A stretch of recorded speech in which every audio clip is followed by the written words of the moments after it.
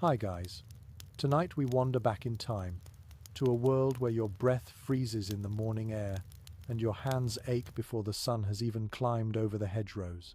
The year is something like 1250, the heart of a medieval English winter, and you are shivering before a half-collapsed wattle hut on the edge of a muddy village green. The frost has crept into every corner of your world, glittering on straw, stiffening the hair of the ox tethered nearby. You probably will not survive this winter if you do not find a way to keep out the cold. So, before you get comfortable, take a moment to like the video and subscribe, but only if you genuinely enjoy what I do here. Tell me where in the world you are listening from, and what time it is for you right now. Now, dim the lights, let your shoulders loosen, and picture yourself breathing mist into a frozen dawn. You wake with the sound of a crow breaking the silence above a field rimed in silver. The sky is pale grey, and your blanket is little more than a rough wool sheet. The cold sneaks through every thread. You can almost hear the tiny crackle of ice forming on the thatch overhead. Somewhere beyond the fence, a stream is locked beneath a thin, milky crust, and you wonder how anyone ever managed to build something strong enough to stand against this. Before the comfort of stone walls and sturdy chimneys, most people in medieval England lived in fragile makeshift shelters. These were homes built more by need than by knowledge. Mud, straw, timber, and luck were your tools. The earliest villagers shaped the earth itself into safety, scooping shallow pits, raising mounds, and layering what they had. It is easy to forget that shelter did not always mean security. When you push your hand into the damp soil, it clings to your skin with the same chill that seeps into your bones. Historians believe that the very first medieval houses in rural England were what we would call cruck-frame huts, where massive curved timbers formed a sort of rib cage for the building. These were often filled with daub, a sticky mix of mud, clay, straw, and animal dung. You might wrinkle your nose at the smell, but it worked. Once dried, it held back the wind well enough to keep life inside and death outside. Still, the debate continues over just how long such walls could last before they began to crumble back into the ground. It is strange, perhaps, to imagine that the same soil beneath your boots could also serve as your insulation. You trudge through the frost toward a nearby cluster of huts, and you can feel the earth changing under your steps, mud, where fires have melted the snow, frozen clods where no one walks. Inside, the air smells of smoke and damp wool. There are no windows, only a small hole above the hearth to let the worst of the smoke escape. Even so, the air is thick, heavy with soot that stings your eyes. Some nights, when the snow piles up and the door freezes shut, the only light is the dim orange of embers under ash. People sit close, pressed shoulder to shoulder, hands cupped around their own breath for warmth. It is here that you start to understand the miracle of surviving the season. You might envy the warmth of a wolf curled outside in its own fur. You hear stories of villages that vanished entirely after a hard winter, their huts buried in drifts until only the chimney posts showed.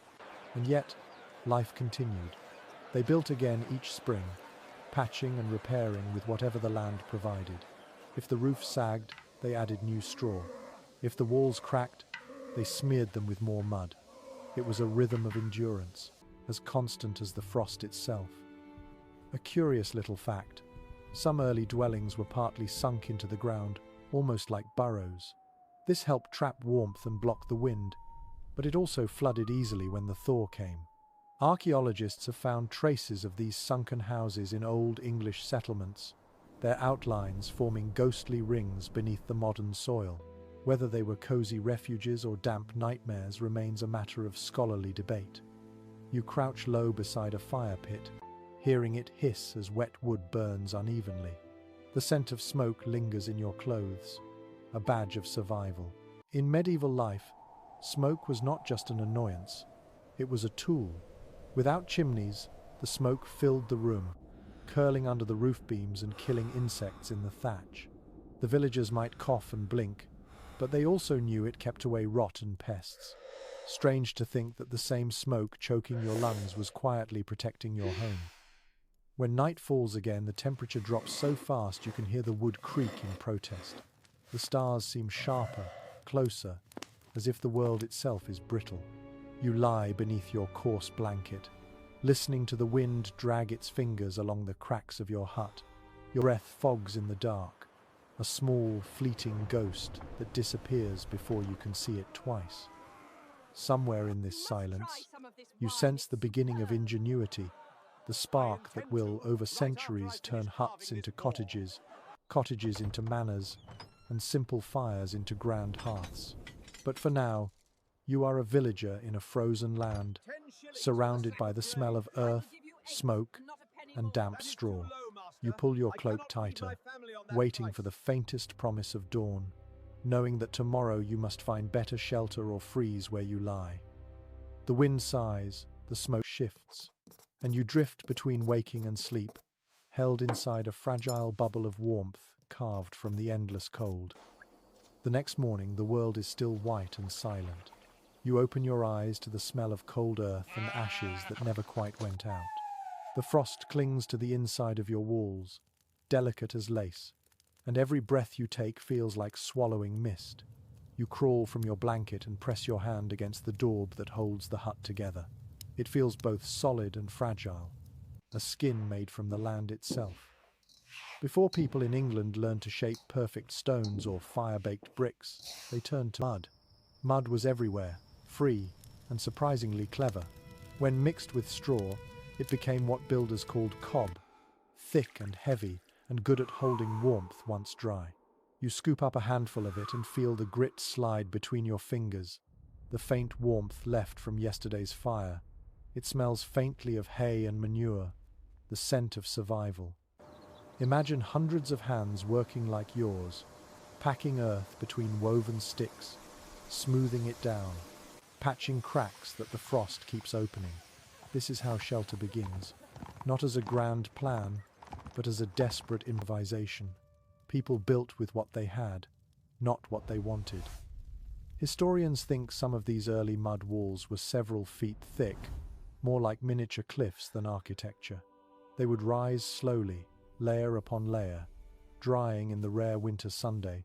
A single cottage might take weeks to harden enough to withstand the weather, so people often camped beside their unfinished homes, feeding the fire that would one day move indoors.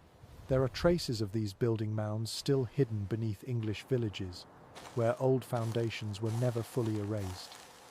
You listen to the rhythm of work, the slap of hands against clay, the crunch of straw underfoot, the hum of cold wind weaving through the half-built walls. Each sound is part of a language you somehow already know. Build or freeze, work or die. A strange but true tidbit whispers through history. People sometimes mixed animal blood into their daub to strengthen it. Cattle blood was prized for its binding power, though it made the walls dark and smelled like iron when it rained. Was that superstition or science? Scholars still argue whether it truly helped, or if it simply made the builders feel protected by the spirit of their herd. Look up at your half-done roof and wonder what the first builders must have thought when the snow arrived early. The thatch is patchy, the beams crooked, and the cold air slips through gaps like a living thing. Even so, it is better than sleeping in the open. Inside, the smoke hugs the ceiling, blackening it like a painting of the night sky. The floor, packed dirt, is icy but firm beneath your boots. Someone has spread a few rushes, last summer's reeds, to soften the ground.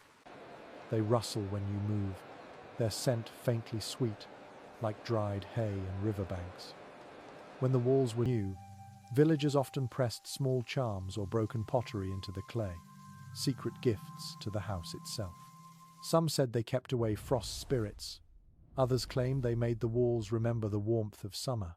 Modern archaeologists occasionally find these hidden relics: a child's bead, a bent nail, a chicken bone tucked between layers of earth. No one knows for sure what they meant. Maybe hope, maybe habit. You watch the oldest man in the village as he repairs a wall by torchlight. His fingers are cracked, his breath shallow, but his movements are sure.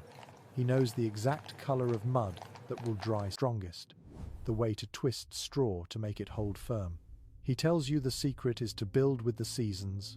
The walls must rise in spring, the roof before harvest, and repairs before winter's second frost.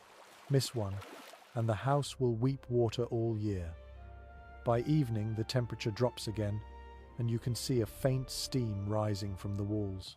The heat of the day is leaving, the mud releasing its breath back to the air. The wind whistles around the doorframe, and you wedge a scrap of cloth in the gap. You sit by the fire, staring into its heart, watching tiny sparks snap and vanish like thoughts you will never speak aloud. Agreed. Mud shelters were never meant to last forever. They were meant to serve a generation, maybe two, before melting back into the fields. That was their beauty. A house born from the earth would one day return to it. And yet, the people who lived inside them were not temporary. Their stories linger in the soil, in the way English villages still cluster low against the wind, in the names of places that sound like the ground itself: Claydon, Mudford, Ditchingham. As you settle for the night, the fire guttering low, you begin to understand why people called the land home before they called it England. Every handful of mud you pack into a wall carries a memory of your body's warmth, a promise that tomorrow you might still be alive. Outside, the stars burn coldly above the village. Inside, your little hut breathes slow and steady, its skin of earth holding back the dark.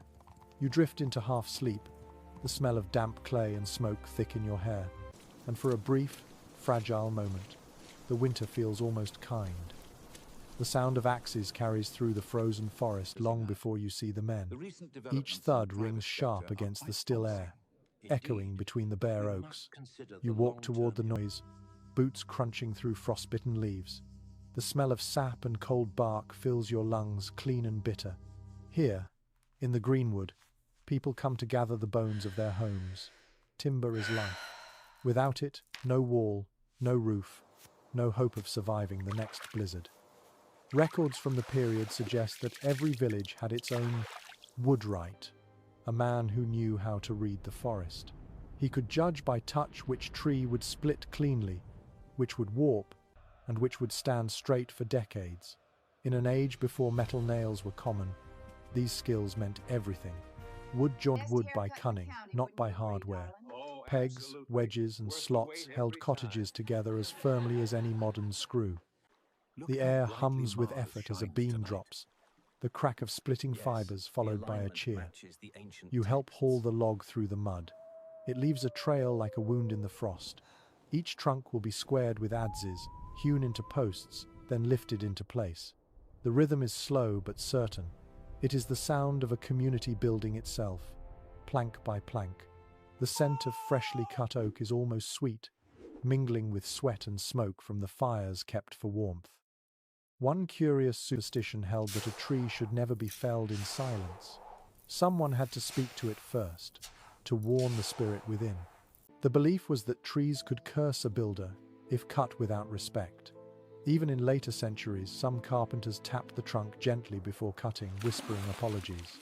You imagine that small ritual under a sky heavy with snow, the words rising as faint mist, the forest listening. Archaeological finds confirm that many medieval houses were timber-framed, their skeletons made of oak or elm, sometimes even chestnut in southern counties. The joints were massive, the timbers hand-shaped and fitted like puzzle pieces. Whole families and neighbors would come together to raise the frame in one day. A feast followed if food allowed, though often the celebration was as thin as the broth in the pot. The smell of roasting onions and wood smoke would have drifted between the trees, reminding everyone that warmth could be earned. Not all wood was freely taken. Forest law, especially in royal lands, was strict. Cutting without permission could mean a fine so high it ruined a family. Some records show peasants sneaking into woods at night, axes muffled in cloth, stealing a single log for a roof beam. The risk was worth it. Better a fine than freezing to death. Scholars continue to discuss how much of England's medieval forest truly vanished because of human need. Some argue the landscape was already half cleared by the 12th century. Others think the Great Deforestation happened later, when iron smelting and shipbuilding demanded more fuel. Whatever the truth, you can sense the fear of scarcity in every careful cut of the axe. When you walk among the stumps, you notice something quietly miraculous. Even as trees fall, the forest seems to promise renewal. Tiny shoots push through the snow where branches have broken. Coppicing, an old practice still used in some places, allowed new growth from the same roots. Villagers learned to cut carefully so the wood might return in a few years. It was an early form of sustainability, born not from virtue, but from desperation. By afternoon, the men have stacked their timbers and wiped their faces with rough sleeves. Frost glitters in their beards. You can see your breath joining theirs in small clouds that vanish into the pale light. Someone hums a tune, soft and low, the kind that keeps rhythm more than melody. The tools are heavy, their handles worn smooth from years of use. Every blow feels deliberate, a promise carved in oak. Back in the village, the logs are trimmed and stacked near the half-built huts. Children run between them, pretending to be lords and knights among the beams. The women carry bundles of straw, their skirts stiff with cold. A dog sleeps beside a pile of shavings, its nose tucked under its tail. The air smells of wood resin and damp wool, comforting despite the chill. It is well documented that English builders often reused timbers from older homes. When a family moved or when a storm tore down a cottage, the beams were pulled apart and carried to the next site. You can still find medieval houses today with reused wood, marked by smoke stains from previous fires. Every beam held the memory of another winter survived. As dusk settles, the last load of timber is hauled home by oxen. The cart wheels creak, the animals snort clouds of steam. The path gleams with frozen puddles reflecting the red light of sunset. You feel the weight of the wood on your shoulders, not just its mass, but its meaning. Each beam is a future wall, a roof, a line between warmth and death. You stop at the edge of the field and glance back at the forest. It stands dark and endless, both enemy and savior. The cold seeps in again, but your heart feels steadier. The builders have done what humans always do when faced with winter. They have turned the living world into shelter, one tree at a time. You push the door curtain aside and step inside your hut. The fire flickers low, licking at the charred logs. You stretch your hands toward it, feeling the faint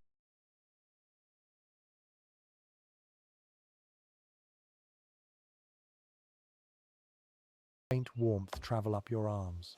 Outside, the wind begins to rise, and you imagine the forest groaning softly, reshaping itself in the night.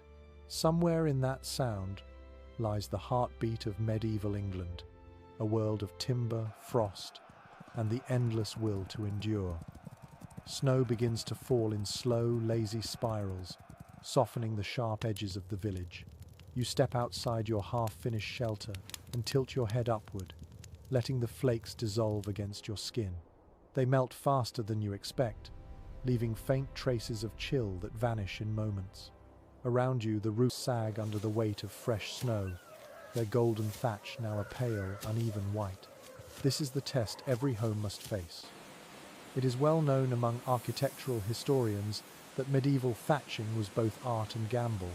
Done properly, a thatch roof could last 20 or 30 years. Done poorly, it might collapse under the first heavy rain.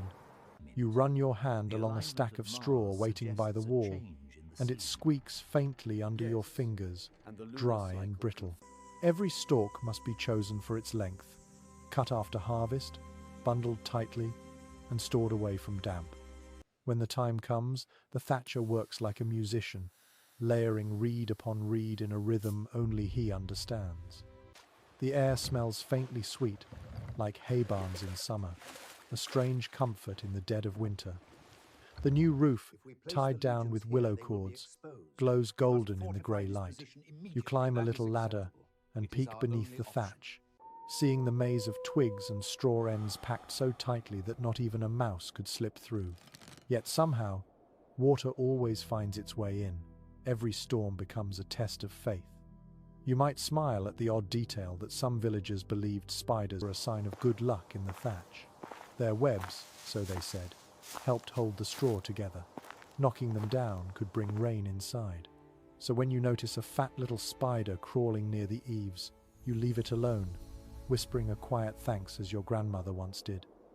Archaeological surveys reveal that roofs were steeper in the north of England than in the south. The reason was simple. Snow and rain needed somewhere to go. A steep roof shed water quickly, keeping the straw drier for longer. In the softer southern climate, roofs were lower and thicker, designed to resist long periods of drizzle. Every thatcher had his secret blend of technique, a pattern of knots, an angle of slope. Few wrote them down. These were crafts passed by memory, by calloused fingers guiding younger ones. The work is dangerous. You picture the thatcher balancing on the ridge in icy wind, his hands red and cracked. He ties each bundle, known as a yelm, with precision, striking it with a flat paddle to make it sit flush. The sound is rhythmic, almost musical, echoing across the empty fields. Below, someone stirs a pot of thin stew, and the smell of smoke drifts up to meet him. In church records, there are mentions of fires that began in the thatch, sometimes from a single spark carried by the wind. Whole rows of cottages could vanish overnight. Some parishes even banned open chimneys near thatched roofs for fear of disaster. Builders experimented with clay tiles along the ridge, hoping to slow a fire's spread.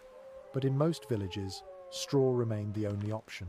It was cheap, warm, and forgiving. The villagers trusted it, even when it betrayed them. Researchers continue to question how such fragile materials could survive centuries of weather. The answer lies partly in maintenance. Each year, families climbed onto their roofs, patching holes, combing away moss, tightening cords. The thatch was not a single act of building, but an ongoing relationship. You did not simply live under your roof, you cared for it, as though it were alive. Inside your cottage, you can hear the snow sliding off the slope, the faint hiss as it lands in the mud. The roof breathes with the weather, creaking as the straw settles. You can smell smoke mingled with damp straw, a scent that clings to your clothes. It is not unpleasant, only earthy, familiar, the smell of a life anchored to land and labour. An odd little tradition once common in parts of East Anglia involved placing a roof charm beneath the ridgepole, a hidden talisman made of woven rush or carved wood. It was meant to guard the home from storms. A few of these charms have been found centuries later, blackened but intact, hidden like quiet prayers in the bones of old houses. Some experts think they had pagan origins. Others claim they were simply lucky tokens. No one can say for sure, but it is easy to imagine a thatcher pressing one in place, whispering something he barely believes himself. The snow thickens. The sound of the wind grows gentler as the thatch muffles it, turning sharp gusts into low murmurs. You can almost hear the house settling, adjusting, alive in its own way. The fire pops softly, sending sparks toward the smoke hole. Each flicker reflects on the low ceiling, painting brief golden shapes before fading. Outside, the world is pure white. Inside, it is brown, smoky, and warm in the middle. You sit by the hearth and listen to the roof whisper to itself. The air is thick, heavy with steam from the cooking pot. Someone laughs quietly, a tired sound that feels brave against the dark. You realize that survival is not only about strength, but about rhythm, the slow, patient repair that never ends. When you finally close your eyes, you imagine the snow melting by morning, dripping through the straw in slow drops that will dry by noon. You picture the spider weaving again, tiny legs dancing in the smoky air. Life goes on, held together by thread, straw, and stubborn faith. And somewhere high above, the thatch continues to breathe. The morning arrives dim and smoky. A pale sun tries to rise behind a haze of frost, its light filtered through the hole above your hearth. The fire has sunk into red embers, quietly humming beneath a crust of grey ash. You stir it with a stick, watching the glow reawaken like a heartbeat. The room fills with the faint scent of peat and burning oak, the kind of warmth that feels earned rather than given. It is well recorded in manor documents that the hearth was the center of every medieval home. It was not only a source of heat, but of life itself. The fire cooked meals, dried clothes, warmed newborns, and served as light long after sunset. Without it, there was only darkness and disease. In winter, the hearth became the one spot where survival was possible, and every decision in the household revolved around keeping it alive. The hearth is not large, just a shallow pit lined with stones and ash. The smoke drifts upward, curling around the roof beams before escaping through a small hole in the thatch. Sometimes it does not escape at all. The air grows thick and your eyes sting. You cough, wave the smoke away and laugh quietly. Everyone in your time lives with this. The walls are streaked with soot, the ceiling blackened like charcoal. But the warmth seeps into your bones, and that is what matters. Most chroniclers of the age describe how smoke became an uninvited guest that nobody dared chase away. It disinfected the air, kept insects from nesting, and dried the timbers against rot. Even as people complained of coughing and watery eyes, they also understood the hidden value of this smoky companion. It gave their homes a strange kind of immunity. You might find it curious that in some villages, the hearth fire was never allowed to die completely. If it went out, people believed it brought bad luck, or even death. A single coal would be borrowed from a neighbor to relight it, carried in a clay pot covered with moss to keep it smoldering.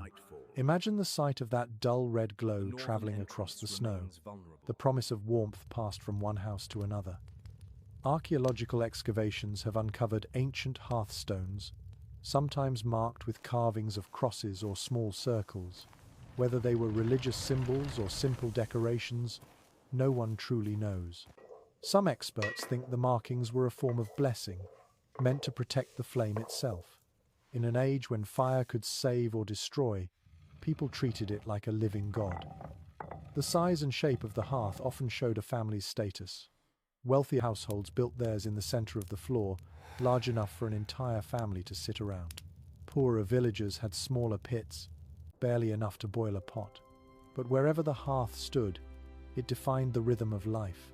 Meals were timed by how the wood burned, and sleep began when the last light faded into embers.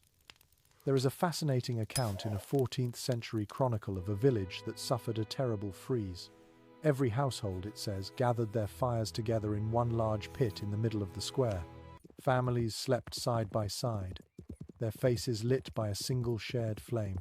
Whether the story is truth or legend remains uncertain, but the image endures. One fire for an entire community, flickering against the frozen dark. Some historians suggest that the placement of the hearth influenced how medieval architecture evolved. Homes without chimneys had to let smoke escape through a central roof hole, which meant no upper floors.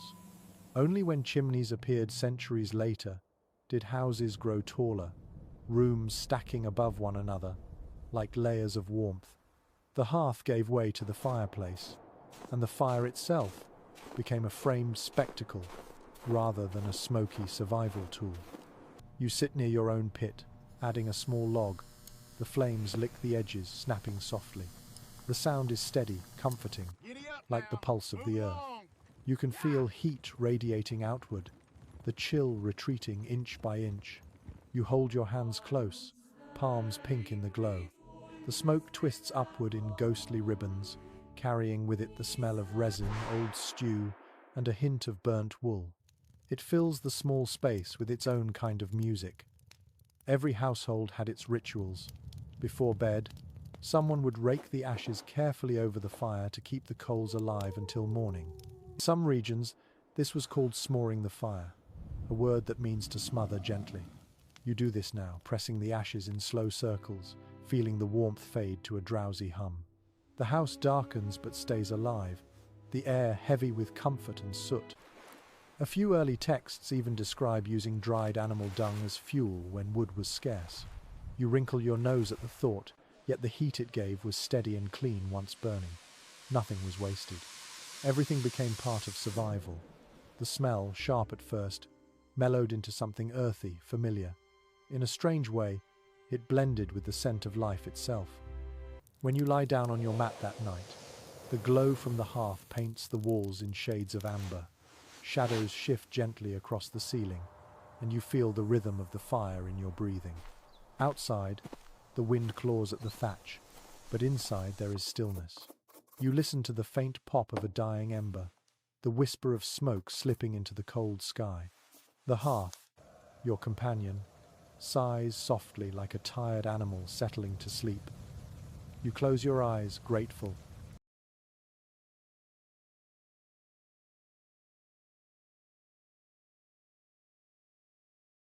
Every spark is a heartbeat, every flicker a promise that winter has not yet won.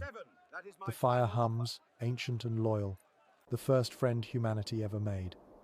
The cold creeps through the cracks again before dawn.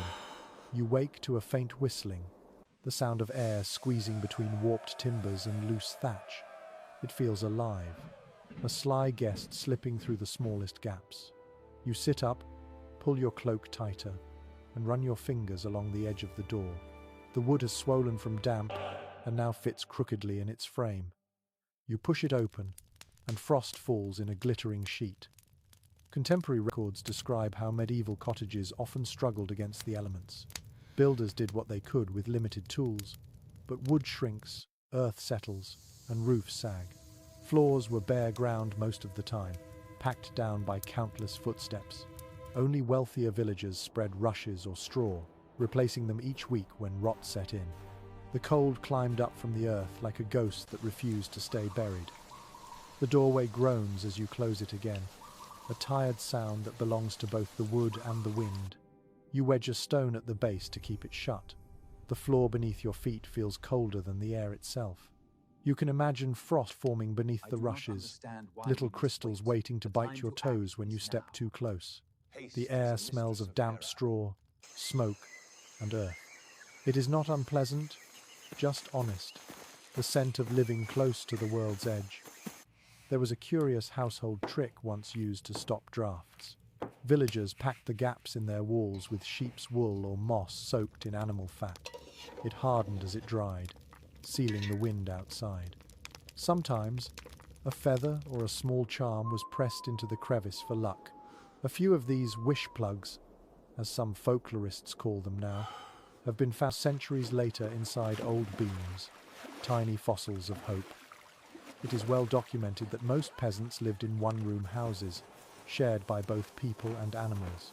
The family slept in one corner, the goats and chickens in another, their warmth helping to keep the air tolerable. A raised wooden platform might serve as a bed if fortune allowed, but often you simply lay on straw. The floor itself was part of daily life, a workbench, a dining area, and sometimes, on the harshest nights, a burial ground for livestock lost to cold.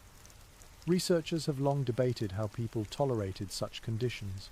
Some argue that medieval bodies were hardier, adjusted by constant exposure. Others suggest that hunger and exhaustion dulled the sense of discomfort. Whatever the reason, life persisted.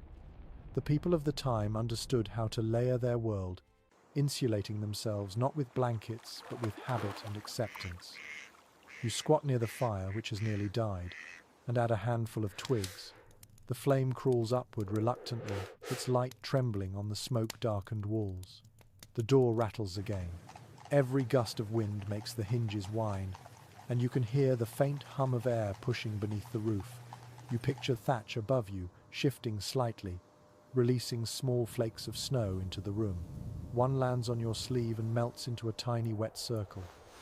A rather unexpected custom is recorded in a few parish notes from Yorkshire. Some households hung dried herbs above their doors, believing they could calm the wind. Rosemary, mint, or sometimes garlic, braided into a rope. It likely did nothing to stop the draft, but it made the room smell cleaner and added a touch of life to the grey winter air. You can imagine the scent mingling with the smoke, a fragile sweetness against the bitterness of the cold. The floor creaks as someone moves behind you. It is uneven, worn by years of footsteps. The boards are scarce and precious, scavenged from older ruins or the wreckage of carts. You run your hand along one, feeling grooves carved by time and barefoot children. In some houses, People spread sand over the dirt to absorb moisture, sweeping it away each morning. Simple, practical, quietly ingenious. A few early builders experimented with raised stone thresholds to block water and wind from crawling inside. Evidence from old village remains shows these were often built from fieldstone or even fragments of old millstones. Yet even those could not stop the chill from slipping through. The air always found a way. It always does. When you step outside, the wind tugs at your cloak, sharp as knives. The sun struggles through clouds, painting the snow in dull silver. You look at the cottages around you and realize that every wall leans a little, every door warps differently, every roof dips under weight, yet all of them still stand. They endure through repair, through habit, through quiet stubbornness. Inside again, you sit by the hearth and study the small details that make the house alive. The soot marks rising above the door like smoke ghosts. The faint damp on the floor where snow melted in. The drafts tracing your skin like invisible fingers. You tuck your blanket closer and smile at the thought that this, somehow, is enough. Life in these walls was not comfortable, but it was shared. The family huddled close together, laughter and whispers echoing softly under the thatch. The floor might be cold, but the sound of familiar voices warmed the space in ways no fire ever could. You lie back on your straw mat, watching the smoke drift toward the tiny roof hole. The last light of day fades into the embers, and for a moment, you can almost believe that the cold has grown gentler, simply because you have learned to live with it. The wind has quieted, and the morning air feels heavy, thick with the scent of stone dust and smoke. You step outside to where the manor rises at the edge of the village, its pale walls catching what little light the winter sun offers.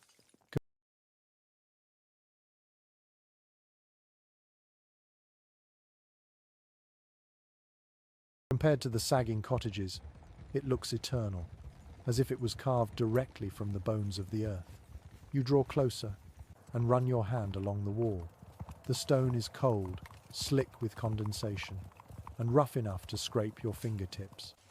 It feels alive, as if breathing differently from the timber houses behind you. It is well established that stone manors began to appear in greater numbers after the Norman conquest. The lords who owned them wanted permanence, a display of strength and wealth. While the peasants patched their homes with mud each year, these buildings were meant to defy time itself. The walls were often built of limestone or sandstone, quarried from nearby hills and dragged by oxen for miles. Masons shaped the blocks by hand, their hammers echoing across the frozen fields. You watch one such mason at work. His breath steams in the air as he lifts his chisel, tapping in steady rhythm. The sound rings through the courtyard like a heartbeat. Each strike chips away a small piece of stone, each flake a fragment of history. The smell of fresh-cut limestone is sharp, almost metallic. The mason pauses to warm his hands near a brazier, the orange glow reflecting off the half-finished wall. One unusual fact often overlooked is that builders mixed animal hair into the lime plaster to make it stronger. The tiny fibers helped bind the mixture, preventing cracks as the walls dried. It was an early kind of reinforcement, discovered long before anyone understood chemistry. If you press your nose close enough, you can still catch a faint animal scent trapped in the old plaster centuries later. Archaeological evidence shows that these stone walls could be several feet thick. Inside, the cold never truly left. The same walls that kept enemies out also trapped damp and chill. The room smelled of wet stone and candle smoke, and the air clung to you like a damp cloak. The nobles wrapped themselves in layers of fur, yet even they shivered through the long nights. The fireplaces, still new inventions in many houses, roared but never reached the far corners. The sound of crackling fire filled the hall, but the warmth died before it touched the walls. Some experts believe that the grand halls of these manors were designed less for comfort and more for spectacle. The high ceilings, though beautiful, made heating almost impossible. Fires were built so large they smoked the rafters black, and still the guests sat close together, hands extended, hoping for a little heat. You can picture it now. The flicker of torches, the glint of cups, the slow rhythm of cold breath in the air. You notice the smell of mortar, chalky and dry.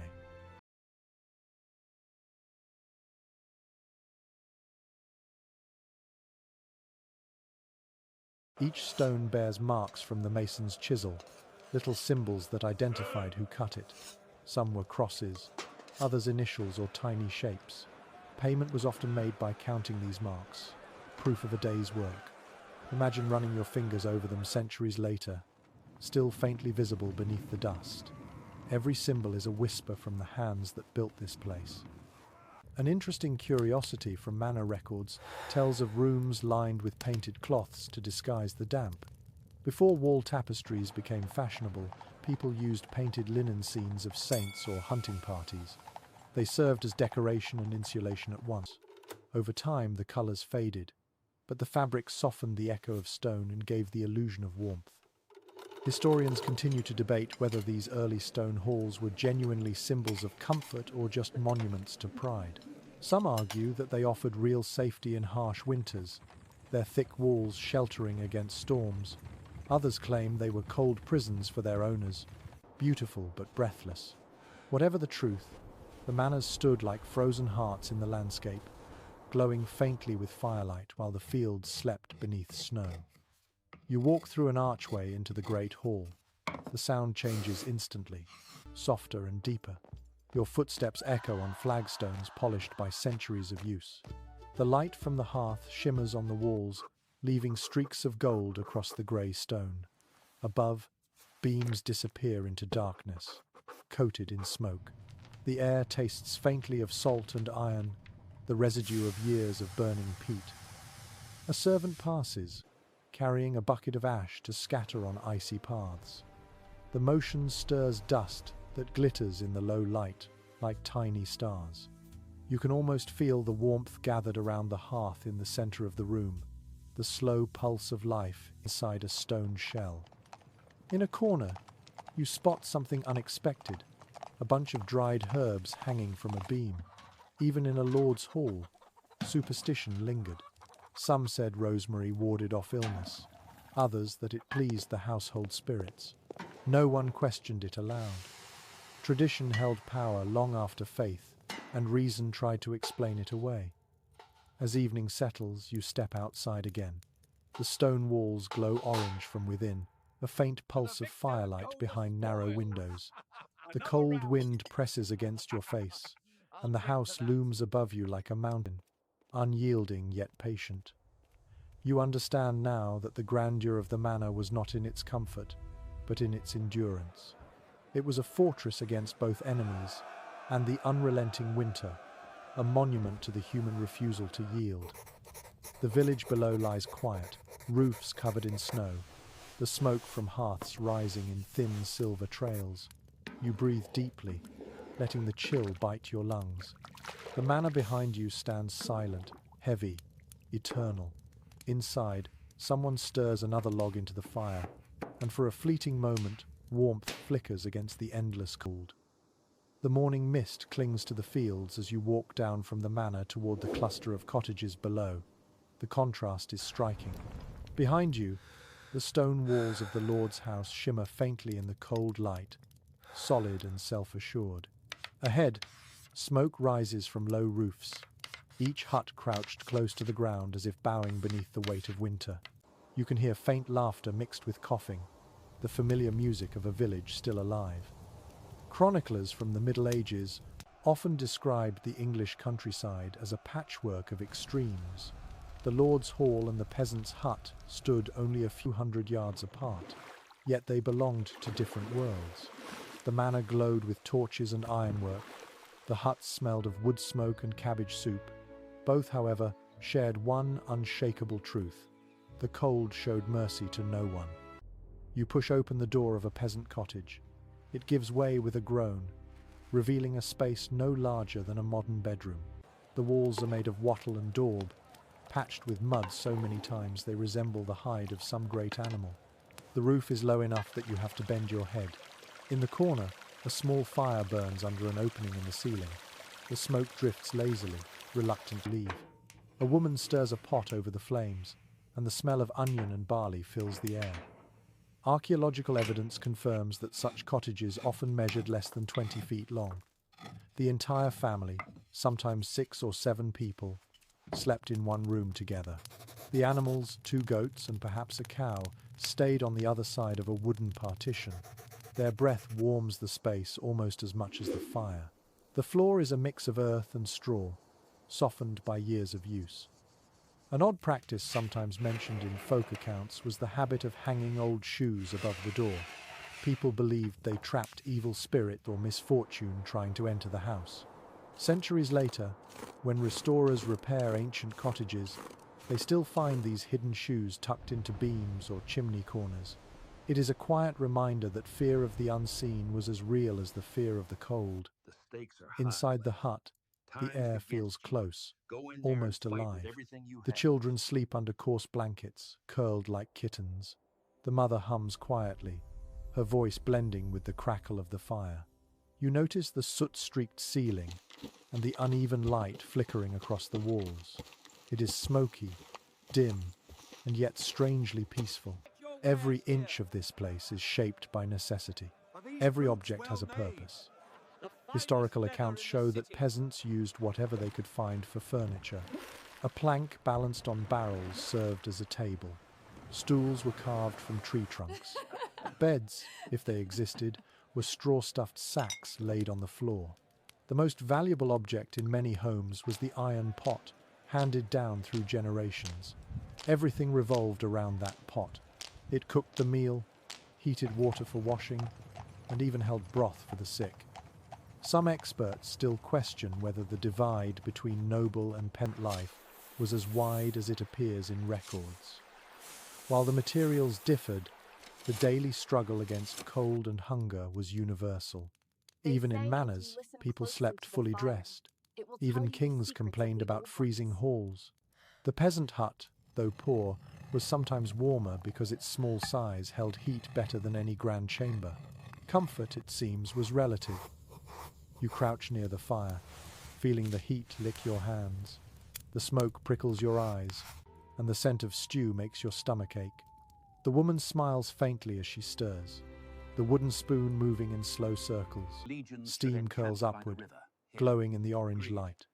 Behind her, the goat shifts and snorts softly, stamping its hooves on the straw.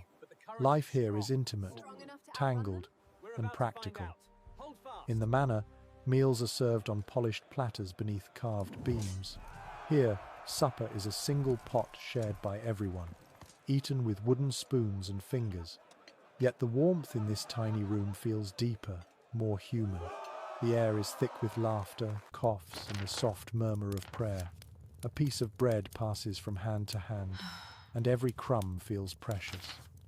A curious piece of folklore claims that villagers used to whistle softly while tending fires, believing it kept the flame awake. You try it now. A low tune barely audible, and the children glance at you and giggle.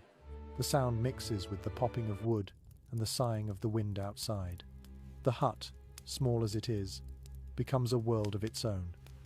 When you step outside again, the air cuts like glass. The manor stands on its hill, silent and proud, while the cottages cluster together like animals huddling for warmth. Both kinds of homes share the same horizon of smoke and frost. You begin to see that survival was not about class or comfort, but about proximity to heat, food, and each other. The sky darkens. Snow begins to fall again, light as ash. You watch it settle on the roofs, the same white shroud covering the noble's hall and the peasant's hut alike. For a brief moment, every home in the valley looks equal under the cold. Inside, fires flicker behind shuttered windows, small human hearts beating against the endless winter. The cold wind carries a faint smell of wet earth as you kneel beside a half-built wall. The structure looks fragile at first glance, a pattern of sticks and mud that seems too delicate to survive the season. Yet there is an undeniable grace in its design, a harmony between human need and nature's resources. You run your hand over the surface and feel the texture of woven hazel rods beneath the layer of daub, a rough, living skin that has held countless winters at bay. Archaeological discoveries show that wattle and daub was one of the most widespread building techniques in medieval England. It required no sawmills or stone quarries, only patience and knowledge of the local land. The walls were made by weaving flexible branches through upright stakes, creating a lattice that looked almost like fabric. Then a paste of clay, straw, animal dung, and water was pressed into the weave, filling the gaps. Once dry, the surface hardened into something surprisingly strong. You can hear the faint squeak of willow rods as a young man bends them into shape. The rhythm of the work is gentle. Weave, press, smooth, pause. The smell of clay mingles with the faint sweetness of straw. A woman follows behind him, pressing the daub into place with her hands, her fingers coated in brown paste. The air is cold, but the work keeps them warm. Every movement carries a quiet urgency. The wall must dry before nightfall, or frost will crack it by morning. It is often mentioned in old guild records that this method lasted for centuries, not because it was easy, but because it was efficient. A good wattle wall could be repaired endlessly. When cracks appeared, they were simply filled again. Whole generations lived and died within walls that were remade each winter, breathing with the rhythm of the seasons. A peculiar detail found in rural folklore suggests that some builders mixed egg whites or even ale into their daub, claiming it made the walls smoother and stronger. Whether it worked or not is uncertain, but the image of villagers pouring precious ale into mud for the sake of warmth says much about their priorities.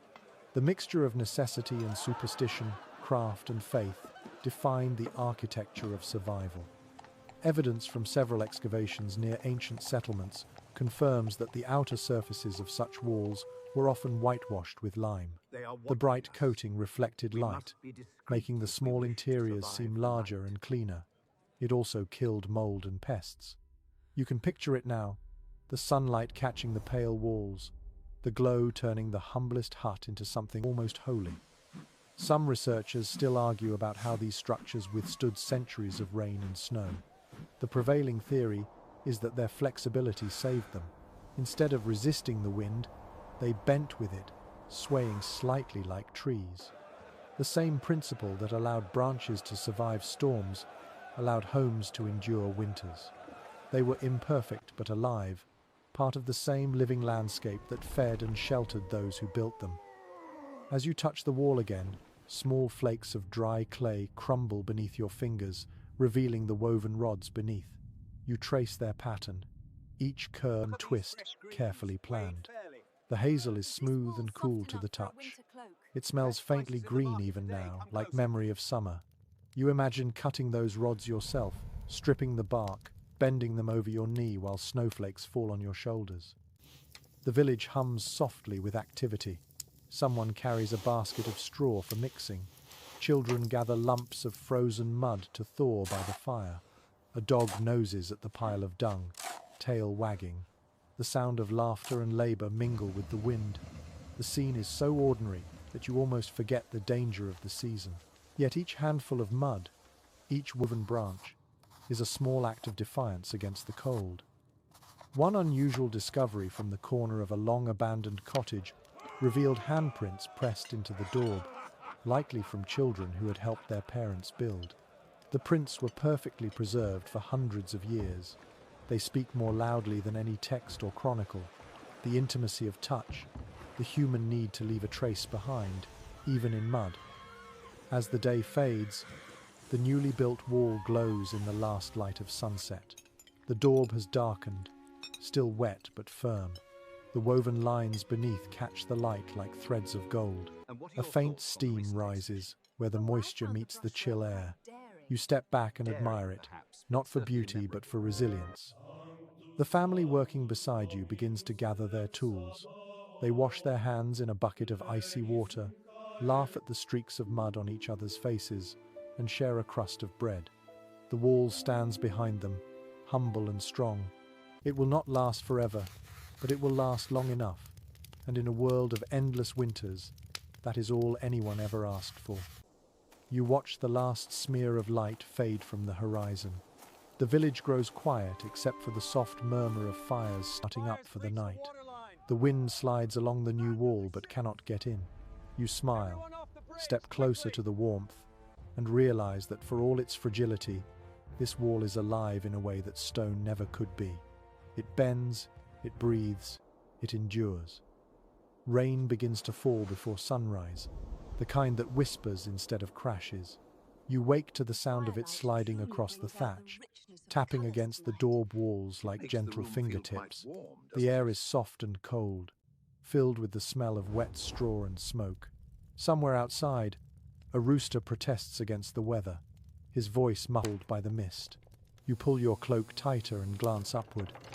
The roof groans under the weight of the water, then suddenly releases it, sending a stream rushing down the slope. Historical building accounts reveal that medieval English roofs were marvels of practical design. The steep gables you see today in old cottages were not made for beauty alone. They were shaped to let snow and rain slide away quickly, protecting the fragile thatch beneath.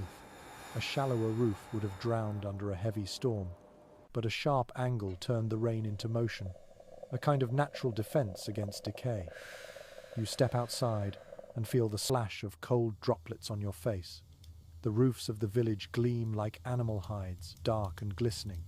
Each one sheds water differently, depending on how it was built and how well it has been maintained.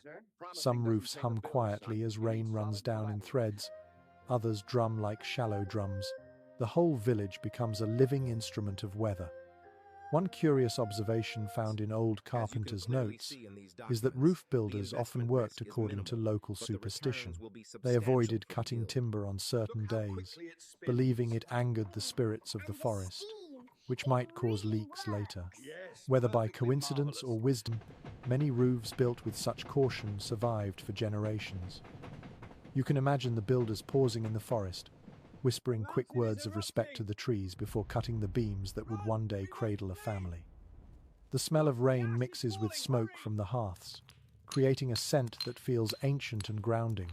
Water trickles from every eave and gathers in muddy pools at your feet. The villagers move slowly through the drizzle, carrying buckets, covering firewood, checking the tightness of roof cords. Each drop is a small test. The people know that a single weak patch could mean ruin by morning. Records from monastic archives mention that medieval builders used a variety of roof coverings beyond straw. In richer areas, wooden shingles or stone tiles were used, though these required strong beams to support their weight. Lead sheets sometimes covered church roofs, shimmering like dull silver in the rain. But for most people, straw, reed or heather remained the answer. These materials were light, plentiful and forgiving. If the thatch leaked, you patched it. If it rotted, you replaced a section. It was not perfect, but it was human.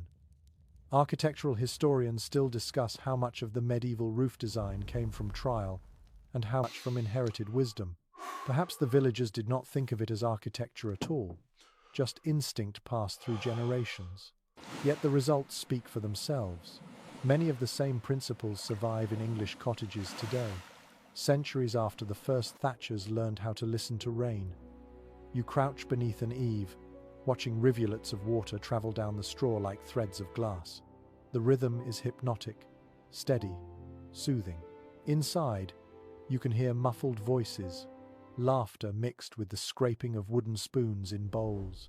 The roof shields that world of warmth and chatter from the relentless grey above. A rather touching folk custom involved placing a small bundle of flowers or herbs at the roof's highest point when construction finished. It was a sign of gratitude, a blessing for the home. In some villages, a single stalk of wheat was tied at the ridge to honour the harvest that made the roof possible. Centuries later, people still find these hidden bouquets, dry and fragile, tucked beneath layers of straw. You reach out and catch a handful of rainwater as it drips from the edge of the thatch. It is icy but clean. The villagers sometimes collected such runoff in wooden barrels to use for washing or brewing ale. Rain from a freshly thatched roof was considered the purest water of all, as though the straw filtered not just dirt but misfortune.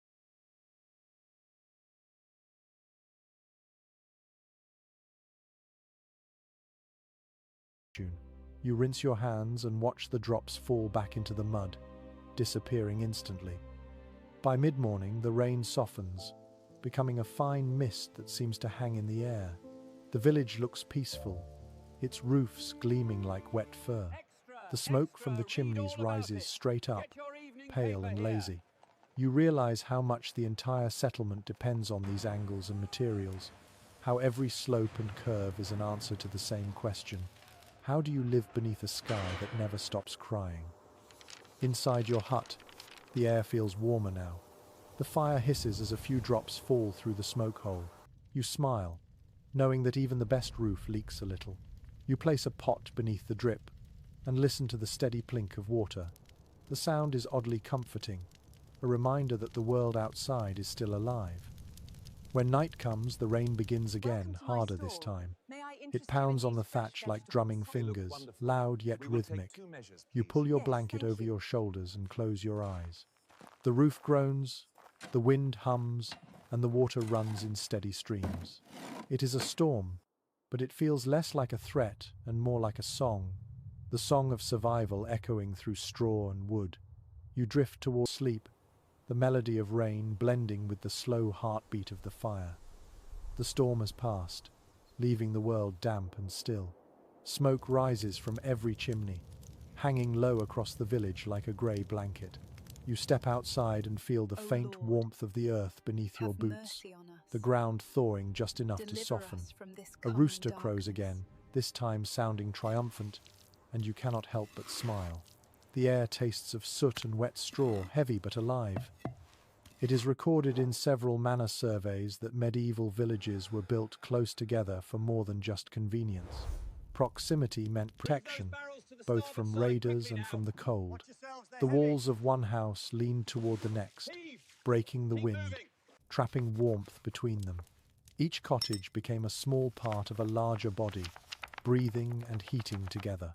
It was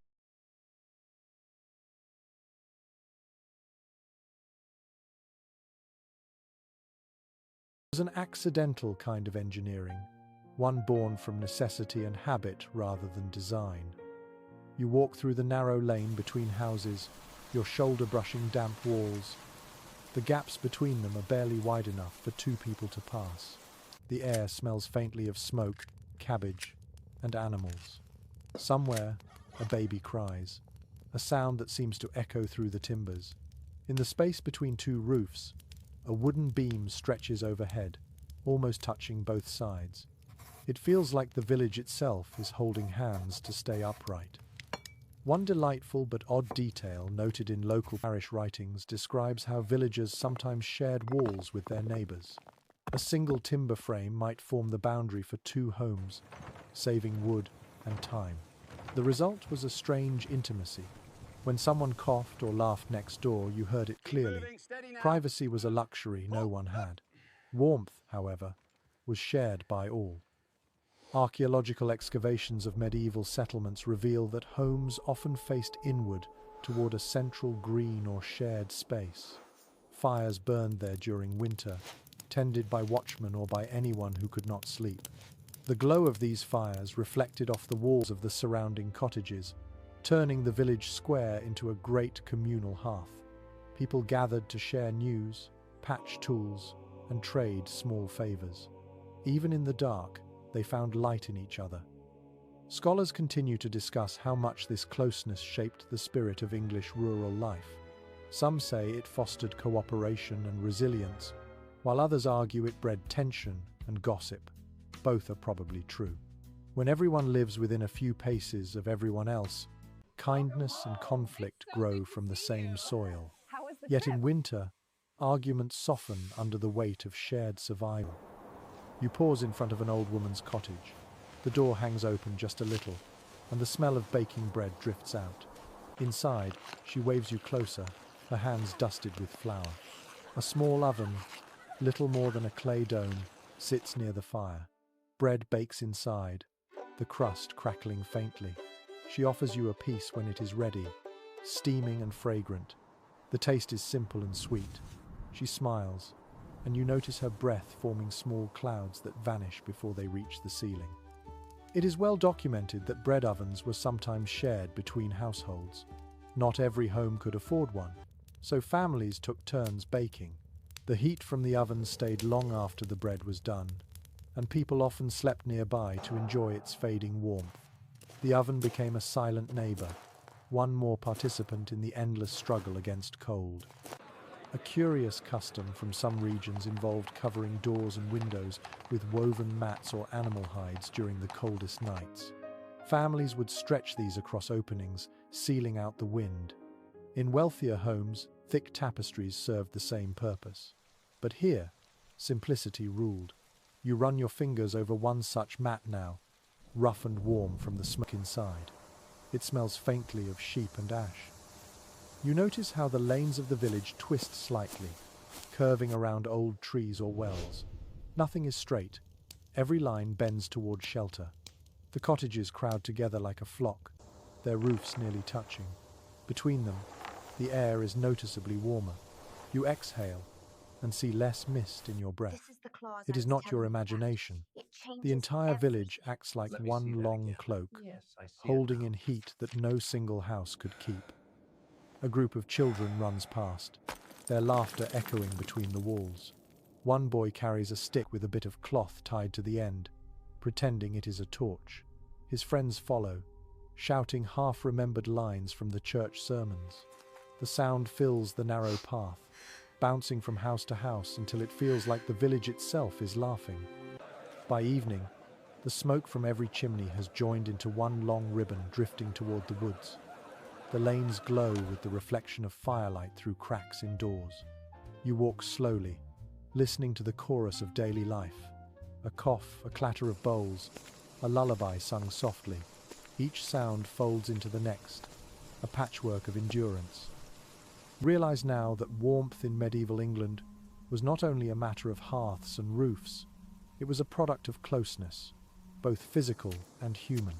The villagers built their homes against each other, and in doing so, they built a community that could survive what no single person could face alone. You turn toward your own cottage, its walls pressed tight against your neighbors. Through the thin partition, you hear a baby's sigh and a woman's quiet hum. The sound comforts you. As you lie down, the fire low beside you, the walls feel warmer, not because of the materials, but because of the lives beating softly just beyond them. Outside, frost creeps across the roofs again, linking one to another until the village sleeps under a single sheet of silver.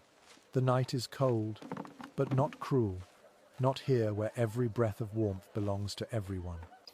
The morning light slides gently through a slit in the shutter, a narrow line of gold cutting across the smoky air. You rise to the sound of soft hammering outside, rhythmic and patient. The carpenter is already at work. His tools lie neatly on a cloth, an adze, a wooden mallet, a narrow saw, and a few iron nails so precious that he counts them before every job.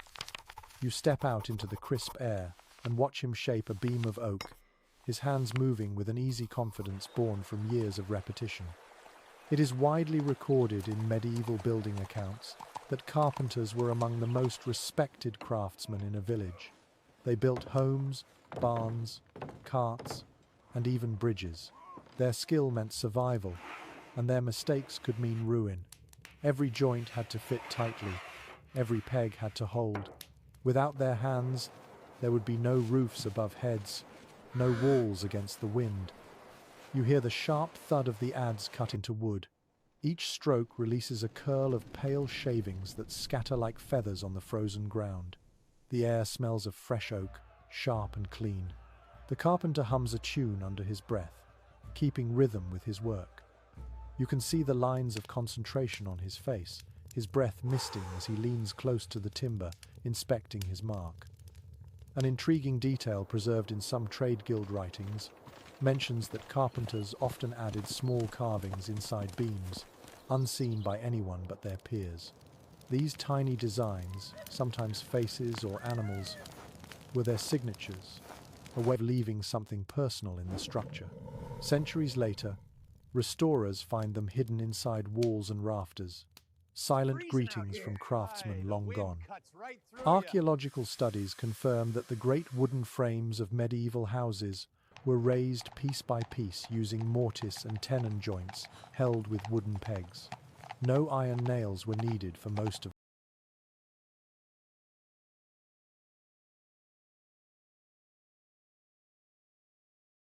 the structure. This made the buildings flexible enough to withstand shifting earth and high winds. The technique demanded absolute precision. Too tight a fit, and the timber would crack. Too loose, and the wall would buckle.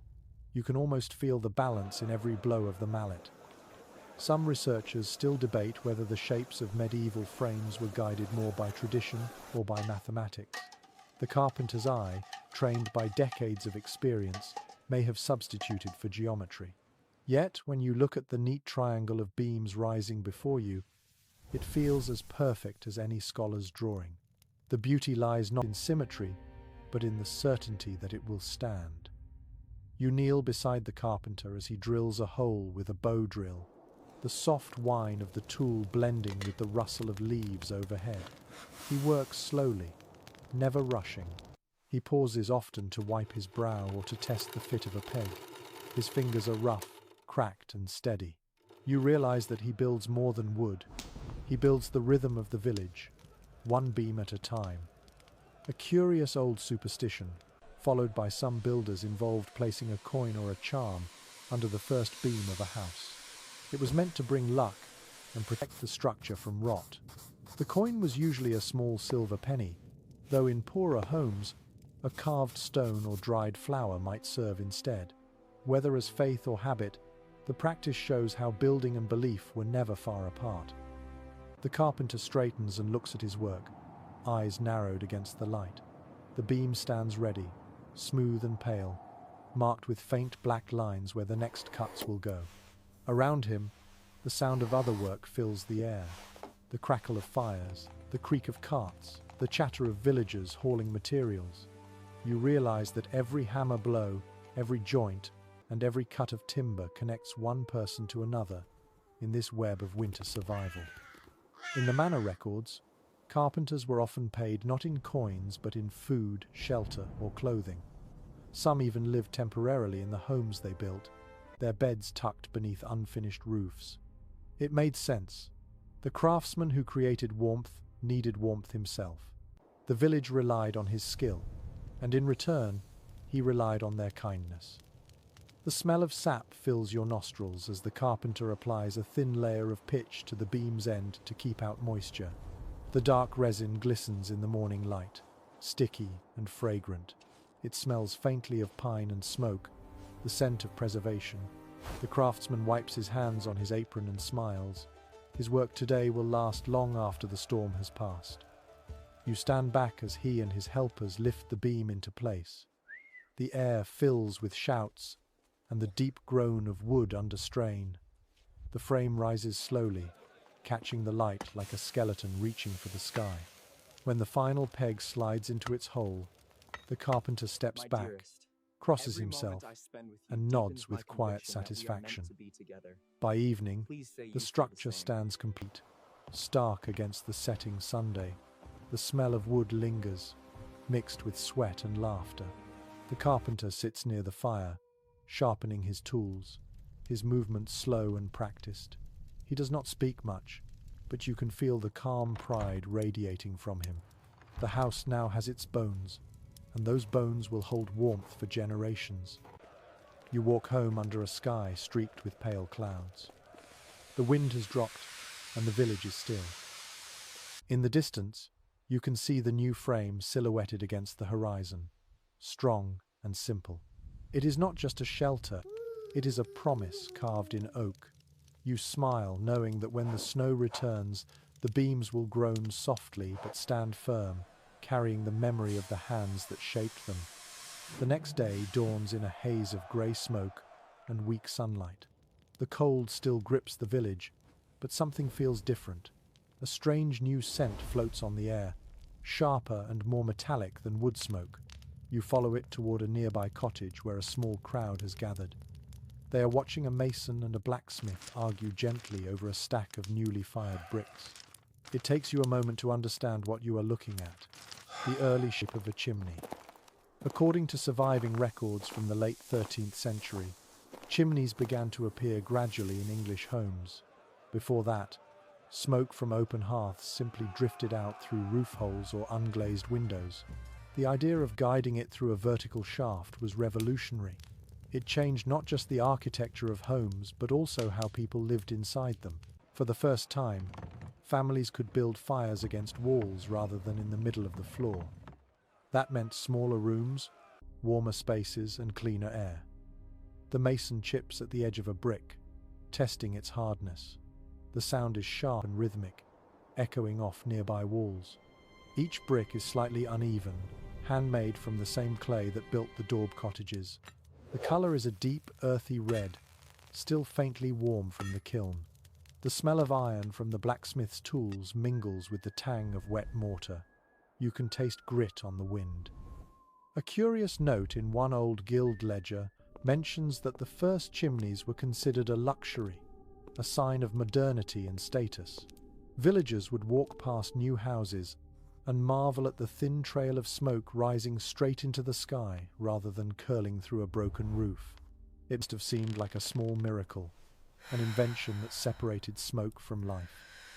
Archaeological evidence supports this slow transformation. At first, only manors and wealthy townhouses had chimneys, often massive constructions built of stone with flared tops to prevent downdrafts. Peasant homes continued with open hearths for generations. The shift took centuries, but it began with moments like this: a mason's careful placement of a brick, a spark of curiosity about how the air might move differently. Researchers are divided on who first introduced the chimney to England. Some claim it came from the Norman influence after the conquest, others that it developed independently through necessity. What is certain is that the change was both architectural and social. The chimney allowed for privacy. Separate rooms could now have their own fires, each one small and contained. Families could sleep apart, breathe easier, and dream without choking on soot. You crouch beside the workers as they build upward, layer by layer. The mortar squelches softly under the mason's trowel. The chimney begins to rise, narrow and proud, a column of promise against the dull sky. The villagers murmur approval, though some look skeptical. A few whisper that trapping smoke might anger the household spirits. Old habits die slowly. One delightful yet strange belief from the period suggested that fairies and protective spirits traveled through smoke. Some villagers refused to cap their chimneys entirely, fearing to block the passage of their unseen guests. Even when architecture advanced, superstition found a way to coexist. By midday, the structure is complete. The mason steps back, wiping his hands, his face streaked with soot and pride. The chimney leans ever so slightly, but it stands. A boy climbs onto the roof and shouts as a puff of smoke rises cleanly into the cold air. The crowd cheers softly, half in wonder, half in disbelief. Inside the cottage, the difference is immediate. The air feels clearer. The fire burns brighter, fed by the new draft that pulls fresh air through the room. You sit near the hearth and breathe deeply, realizing for the first time that the smoke no longer stings your eyes. The light from the flames dances higher, painting the new brickwork in orange. It feels like watching progress itself take shape. It is well noted in old domestic records that chimneys reshaped how people built their furniture and arranged their homes. With fires now against walls, space opened up in the center of the room. Benches, tables, and beds could move closer together, making interiors cozier. The new warmth changed behavior too. People lingered longer indoors, read or prayed by steadier light, and spoke of winter less as an enemy and more as a season to endure. You glance up the shaft of the chimney, watching sparks spiral into the dark. They rise like fleeting stars, tiny and bright, before fading into the morning sky. Outside, the smoke rises in a single thin line, graceful and calm. The mason closes his tools and takes a long look at his work. His voice is low, almost reverent, when he says that every brick is a breath of fire turned solid. You understand what he means. The chimney is both conduit and guardian, the line between human warmth and the endless cold. As evening comes, the air outside smells cleaner. The cottages glow faintly, their new chimneys puffing smoke into the twilight. The village feels different, older in one sense and strangely younger in another, as if innovation has breathed new life into ancient bones. You walk home beneath this new skyline, where slender plumes mark every hearth that has learned to reach upward. Inside your own hut, you sit by the same humble fire, now imagining what it might feel like to have that clean column of air carrying the smoke away. For now, you breathe through the haze and listen to the faint hiss of the burning wood. Change, you think, always begins with a single spark.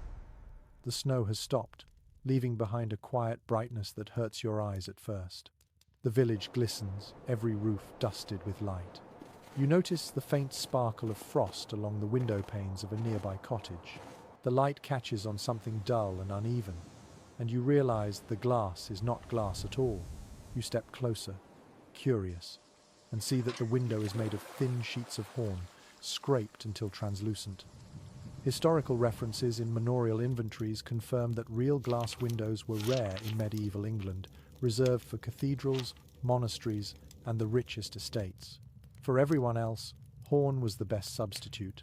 Cow or ox horn was soaked, flattened, and shaved thin until light could pass through. It gave rooms a pale, waxy glow, dim but steady. When you touch it, the surface feels slightly greasy, warm to your fingers even in the cold. Inside, the window filters daylight into soft gold. The air feels gentler, the shadows less sharp. Children sit near it, mending nets and toys by the weak light. The smell of beeswax and wood smoke fills the air, blending into something faintly sweet. You can hear the faint rattle of the wind outside, muffled by the horn's thin skin. It is not perfect, but it turns the cold light of winter into something kind. An unusual little detail found in the notes of a 16th century craftsman mentions that some people rubbed their horn panes with butter to make them clearer. The result was temporary, but for a few days the world outside looked brighter, as though spring had come early. You can almost imagine the delight of a family seeing colour again after weeks of dimness. Archaeological finds confirm that even before horn, parchment or thin linen soaked in oil was used to cover window openings. These materials blocked drafts while allowing a faint glow to pass through. The smell of oil must have filled every corner, mingling with smoke and food. Such windows could not be opened, so smoke found its way through roof gaps or door cracks. Still, they were treasured. Having even one small opening covered with horn or oiled cloth meant a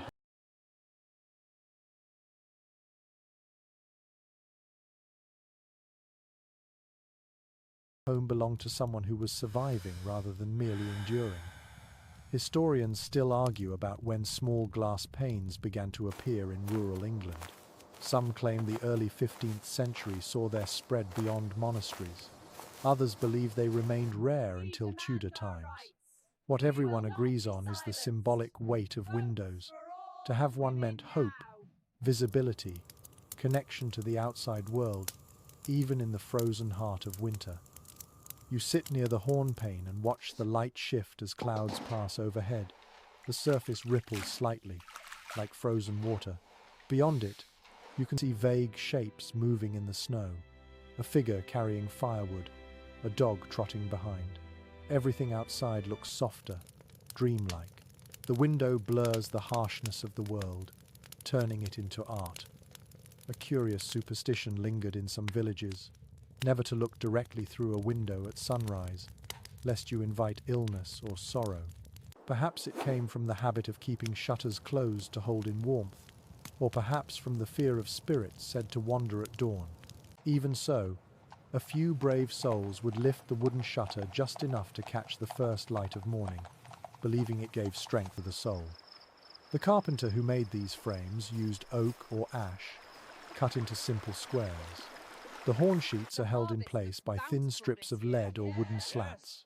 When you look closer, you notice tiny imperfections, a scratch here, a bubble there, a thin seam where two pieces overlap.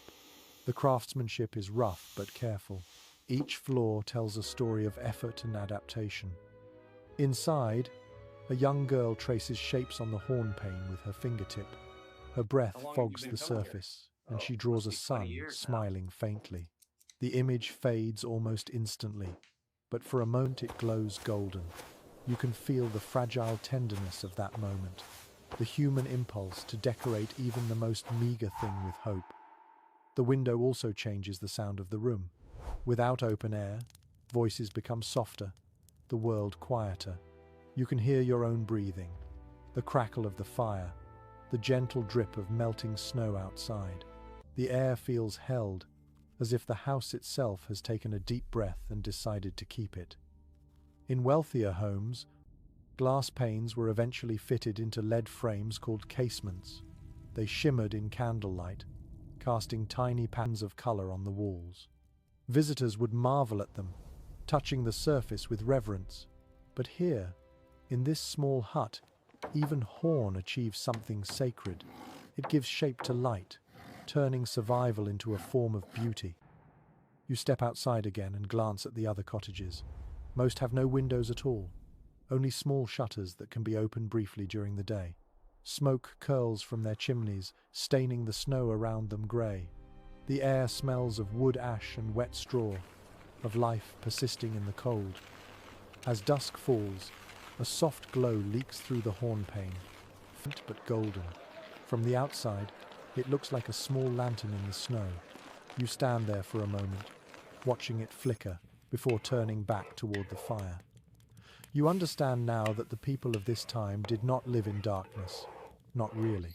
They carried light inside their homes, even when the sky forgot to give it freely. The air outside is sharp enough to sting your nose, but inside the cottage, it smells alive. A mixture of smoke, peat, tallow, and damp wool wraps around you the moment you open the door. It is a scent both heavy and comforting, like the memory of warmth itself. You breathe it in and understand that to live through winter in medieval England was to live inside a world of smells, each one telling its own story of survival. Household accounts from the 14th century record the daily use of peat, wood, and dried dung for fuel. Each left its own aroma. Peat filled the air with a dark, earthy perfume, heavy and lingering, while oak wood gave a cleaner, sweeter smoke. Dung burned with a surprisingly steady heat and very little flame, but the smell clung to clothes for days. When the door opened, these scents drifted into the village lanes, carrying with them a map of who was burning what. You sit close to the fire and notice how the smoke curls lazily before escaping through the hole above. The walls are streaked black where years of soot have gathered. You can almost read time itself in the layers of darkness, like rings inside a tree. The floor is scattered with rushes replaced just last week, now fragrant with herbs. Their scent, though faint, cuts through the heavier smells and brings a kind of freshness to the room. It was common practice to mix herbs such as lavender, sage, and meadowsweet into the rushes on the floor. Records from noble households show this tradition spreading even to simple cottages, though peasants used whatever grew nearby. When the rushes were trampled, the oils released subtle scents that masked the musty odor of earth and smoke. The floor became not just insulation, but also a perfumed carpet that changed with every season. A curious custom mentioned in several folk tales tells of burning dried orange peels or apple skins in the hearth to sweeten the room. Oranges were rare and precious, traded from far lands, but even a single peel dropped onto hot coals filled a cottage with fragrance. The villagers believed such scents pleased the household spirits and encouraged good health. You can almost hear the hiss of peel meeting fire, a small luxury turning into perfume. Archaeological studies have revealed traces of tallow and beeswax on walls and ceilings, suggesting that the smell of burning candles was constant. Tallow, made from animal fat, gave off a sour, smoky odor, especially when the wick smoked. In wealthier homes, beeswax candles burned cleaner and filled rooms with a faint sweetness. The difference was striking. The poor lived in a haze of sour smoke, while the rich breathed honeyed air. Some experts still debate whether the heavy scents of daily life were merely tolerated or deeply valued. To modern senses, they might seem unpleasant, yet for those who lived then, they were the smell of safety. Smoke meant fire. Fire meant warmth. Even the stench of wet wool drying by the hearth meant that someone had survived the storm to wear it again. You take a deep breath and catch hints of everything at once. The earth, the wood, the smoke, the herbs, and something faintly animal. It is not perfume, but it is life distilled into scent. The warmth from the fire deepens it, filling your lungs and reminding you that this air, heavy and imperfect, is what keeps people alive. A rather eccentric practice described in some medieval household manuals involved sprinkling ale on the hearth before lighting the fire, said to ensure a pleasant aroma. Some claimed it made the smoke softer, others said it was simply an offering to luck. Whatever its purpose, the sound of ale sizzling on hot coals must have brought a brief cheer to a cold morning. The smell of food joins the mix now. A pot of pottage simmers gently, sending up waves of steam. You can taste onions, barley, and herbs in the air before you even touch a spoon. The smell of boiling broth mingles with the smoke, seeping into the rushes and clothing until it becomes part of the very fabric of the home. As you sit, you notice how each scent has its place in the rhythm of life. Morning smells of ashes and damp straw. Afternoon carries the sweetness of cooking. Night brings the stronger odor of tallow and wool. The seasons themselves change the perfume of the home, and people learn to read the air like a calendar. You realize now that survival in this world is as much about endurance of smell as it is of cold. There is comfort hidden in those thick, smoky layers. The fire hisses softly, the rushes crackle underfoot, and the scent of earth and life swirls around you like a cloak. Outside, the night deepens, and frost begins to crawl across the window pane. Inside, the smell of peat and herbs grows stronger, richer, almost sweet. You close your eyes and breathe slowly, letting the warmth sink into your chest. The air is imperfect, heavy, alive. It tells you, without words, that this house still breathes, still shelters, still remembers. The wind has changed direction. You can hear it in the way the smoke moves, curling sideways instead of straight up. Outside, snow lies in dull ridges, trampled by hooves and boots. Inside the cottage, there is movement that feels almost like breathing. You turn toward the corner and see the source of it. A pig, content and half asleep, nestled in straw beside a low wooden partition. Its soft grunts mix with the crackle of the fire. The air is thick with the scent of hay, dung, and warmth. Household records and agricultural writings from the 13th century describe how peasants often shared their homes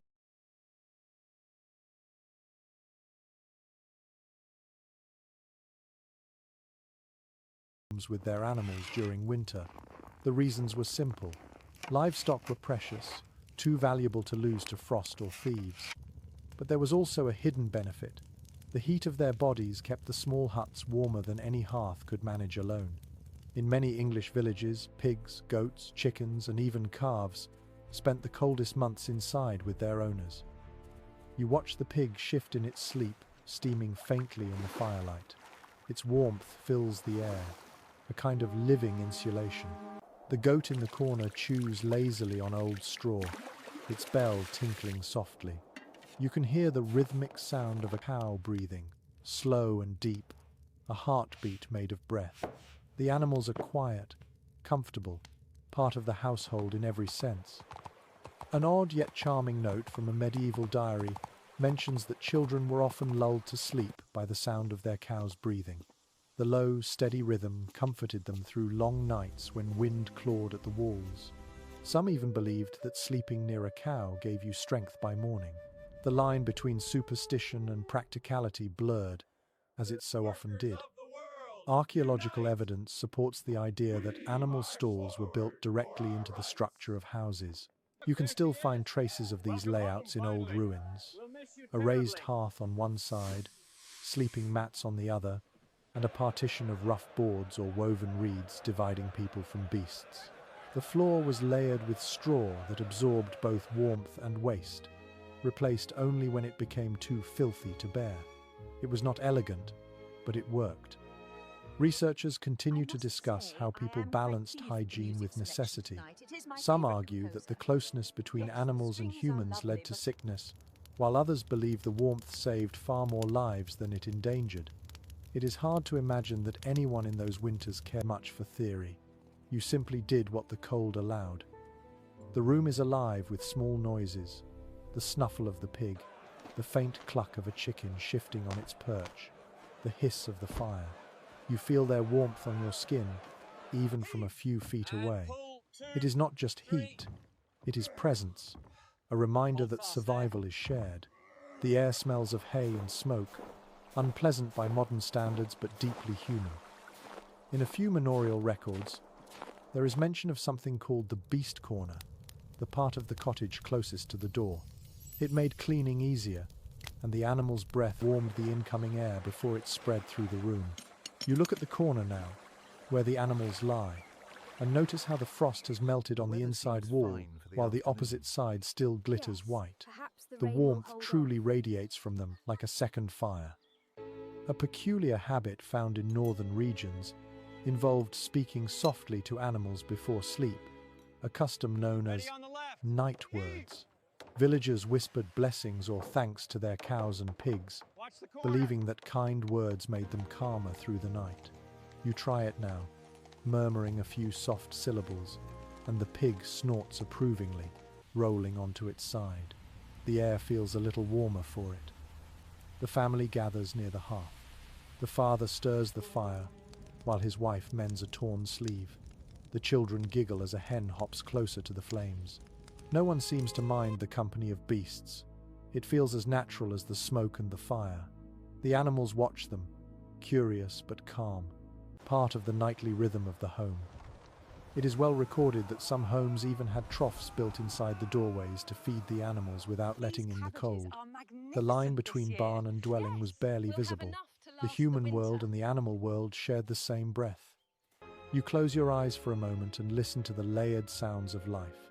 The crackling of wood, the lowing of cattle, the whisper of wind outside, the steady breathing of sleepers, human and otherwise. It is a choir of endurance. You begin to understand that warmth was not just made by fire, but by the nearness of living bodies, by the slow exchange of air and comfort between species. The fire burns low, and the cottage grows dim. You pull your blanket closer and feel the vibration of the animals shifting in their sleep.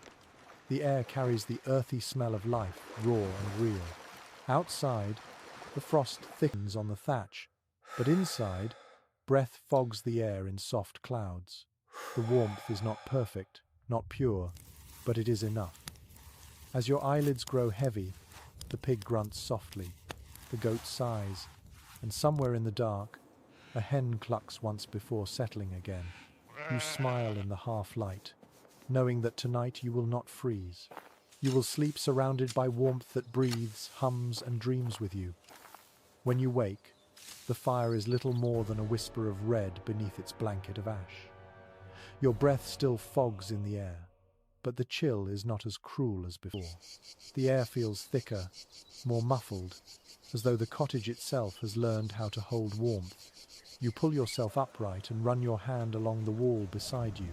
The mud and straw are cold but not frozen. Someone has stuffed the gaps between the timbers with moss, and it feels springy to the touch. You realize that this tiny act of patience has kept the frost from creeping in.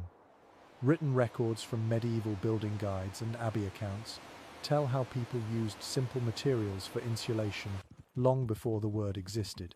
Dried moss, sheep's wool, and tufts of straw were packed into cracks in walls and roofs.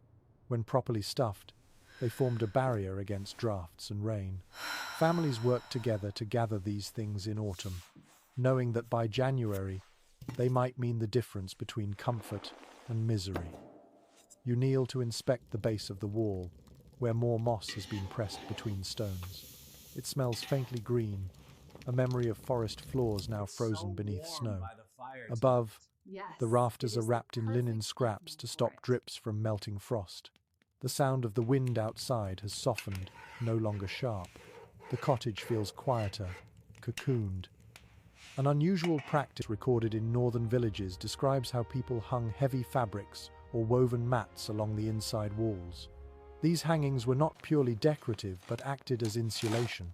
In richer homes they became tapestries, embroidered with hunting scenes or saints. But in poorer cottages they were simple pieces of sackcloth or old cloaks.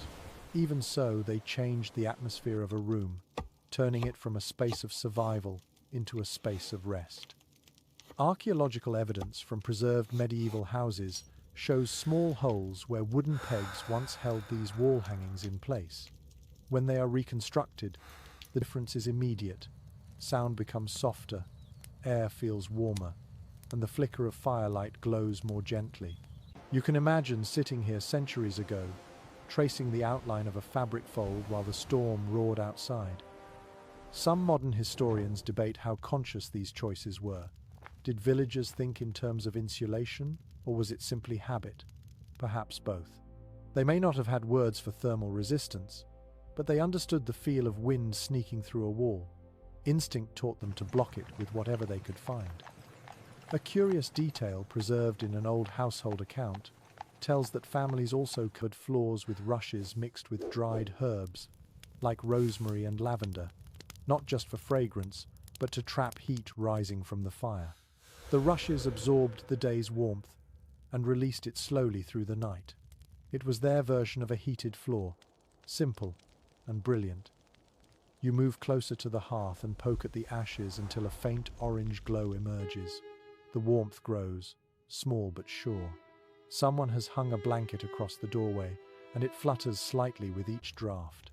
Behind it, the animals shift, hooves scraping softly on straw. The sound reminds you that insulation was not only in the walls, but also in the way people arranged their lives. Every corner of the cottage was part of the same design. Every space used to hold heat. It is well recorded that medieval people also used layered bedding to preserve warmth. Beneath a coarse wool blanket, they spread straw or even dry bracken, then covered it with old cloaks or sheepskins. The layers trapped air, creating a primitive version of what modern scientists would call thermal pockets. The effect was simple but powerful. It allowed people to wake alive instead of stiff and blue. One curious story from a 15th century letter described a man who boasted that he could sleep through any winter by bedding himself like an onion. He meant layering, of course, wrapping himself in fabric after fabric until he could barely move. Whether true or exaggerated, the image captures the human genius for comfort in impossible conditions. You stand now and test the air with your hand near the wall. The difference between inside and outside is startling. The cold presses like a fist beyond the daub, but inside, the air holds steady, still touched by the heat of last night's fire. You understand that warmth is not a single act, but a daily defense, built and rebuilt in countless small ways. Some old abbey records mention the monks' habit of hanging woolen curtains around their beds in winter, creating small chambers within larger, unheated halls. Even the poorest villagers practiced their own version of this by draping spare cloaks over sleeping spaces. Privacy and warmth were one and the same. As daylight deepens, the cottage hums with quiet life. Someone tends to the animals, the sound of their steps muffled by straw. The moss in the walls glows faintly green in the dim light. A pot bubbles softly, sending steam curling upward. The air carries no sharpness now, only a slow, even warmth. You sit beside the fire and rest your hand on the wall once more. Beneath your palm, you feel the pulse of life trapped inside mud, straw, and moss. It is not perfect, but it works. The wall breathes like the forest it came from. You smile, realizing that insulation was not invented by science, but discovered by human hands, by trial, by patience, by a quiet understanding that even the smallest things can keep death away. Outside, frost clings to the trees. Inside, your breath no longer fogs. You pull the blanket tighter around your shoulders, lean toward the embers, and let the warmth rise. It is the same warmth that has always belonged to those who learn to listen to their walls. Night stretches long inside the great hall. The air hums with quiet, the kind that comes only after hours of noise and feasting. You step softly across the rush-covered floor, hearing the faint rustle beneath your boots. The hall still smells of roasted meat and spilled ale, but the fire at its center has settled to glowing coals. Shadows cling to the corners like heavy curtains. Accounts from medieval estates describe these great halls as the hearts of manor life. They were not only dining rooms but sleeping chambers, workplaces, and gathering spaces. The lord's retainers, servants, and sometimes guests all shared the same roof, divided only by habit and furniture. At the far end, under a canopy, the lord and his family slept on raised platforms. The rest of the household arranged themselves wherever there was space, wrapped in cloaks or lying near the embers for warmth. You move closer to the hearth. The fire crackles faintly, a deep orange heart still pulsing within the ash.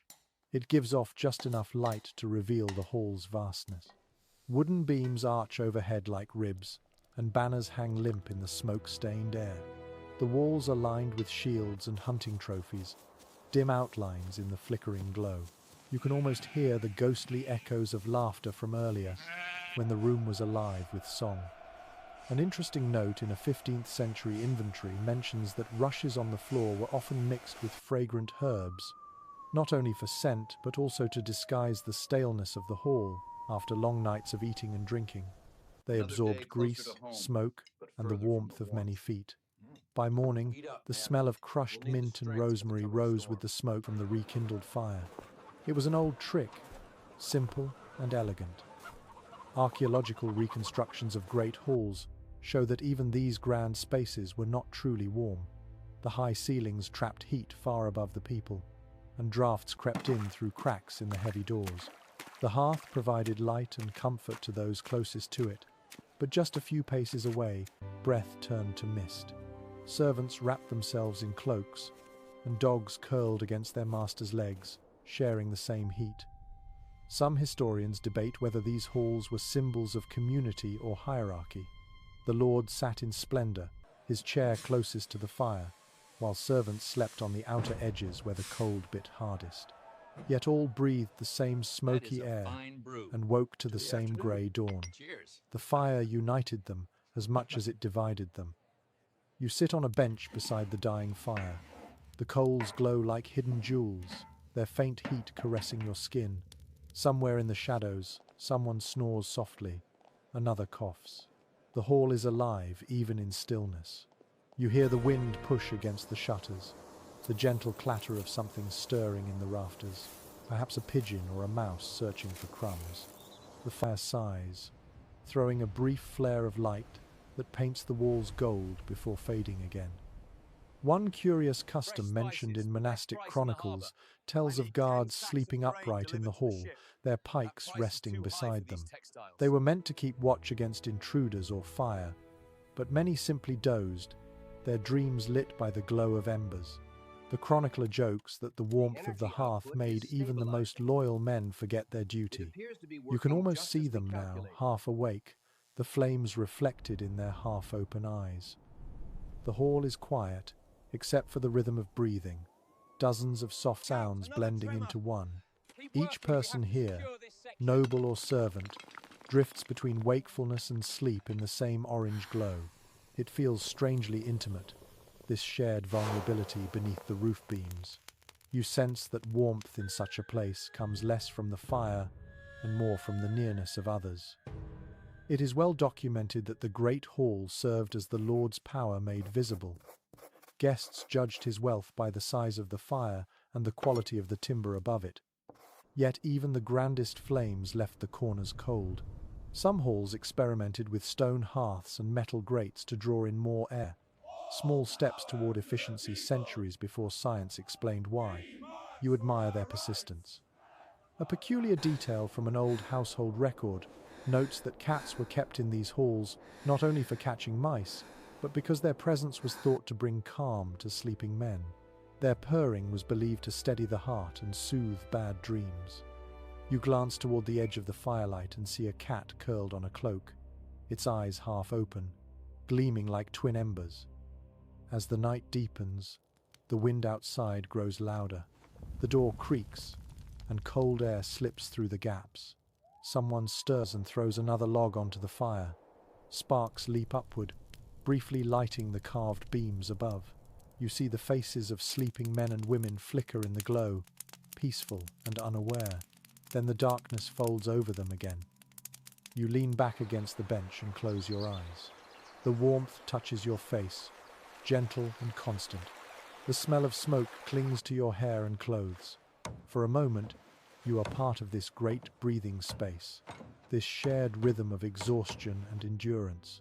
The fire fades to embers, the hall sinks into quiet, and the winter outside presses closer. Yet inside, the warmth remains, caught in the air, the wood, and the memories of those who have found rest here for centuries. You drift to sleep in that same glow, under the same beams, surrounded by the steady pulse of human life that refuses to freeze. The morning begins with the toll of a distant bell. Its sound rolls through the frost-covered valley, steady and solemn. You open your eyes to pale light filtering through narrow windows and the faint echo of chanting in the distance. The air smells faintly of damp stone and burning tallow. You are no longer in a village but within the walls of an abbey, a place where silence and discipline rule the day. Here, warmth is not a matter of comfort but of order. Records from medieval monasteries describe in careful detail how monks organized their lives around the hours of prayer and the struggle against the cold. Their thick stone buildings held the chill like a memory. Yet through ingenuity and faith, they managed to endure winters that would have crushed weaker spirits. Each abbey was an experiment in balance between spiritual austerity and physical survival. You follow the sound of voices through a long cloister. The stones beneath your feet are cold enough to numb your toes, even through leather soles. Moisture clings to the walls, glistening in the faint light. The chanting grows louder as you approach the church, but it carries no warmth, only calm. When the monks sing, their breath rises in small clouds, merging with the incense that fills the air. The scent is sharp, both sweet and smoky, cutting through the damp like sunlight. In the refectory, a few candles flicker against the grey stone.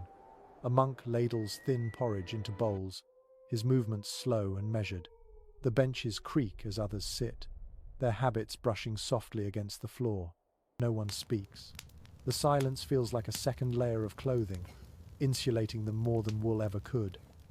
Archaeological evidence reveals that monasteries were among the first places in medieval England to experiment with heating systems. Some abbeys built small channels called flues beneath their floors to carry warm air from distant fires. Others used double walls that trapped heat from kitchens and workshops. These early innovations were uneven but remarkable. Where peasants relied on animals and proximity, monks turned to structure and engineering. One curious discovery from the remains of Fountains Abbey shows a room once known as the warming house. It contained the only fire in the monastery apart from the kitchen. Monks were allowed to visit it only briefly to warm their hands before returning to their duties. It was both blessing and temptation, a place where discipline met mercy. You can almost see them now, standing in a circle around the fire, their faces lit orange against the grey stone, their breaths rising like prayers. Scholars continue to discuss how monasteries balance their vows of poverty with the need for comfort.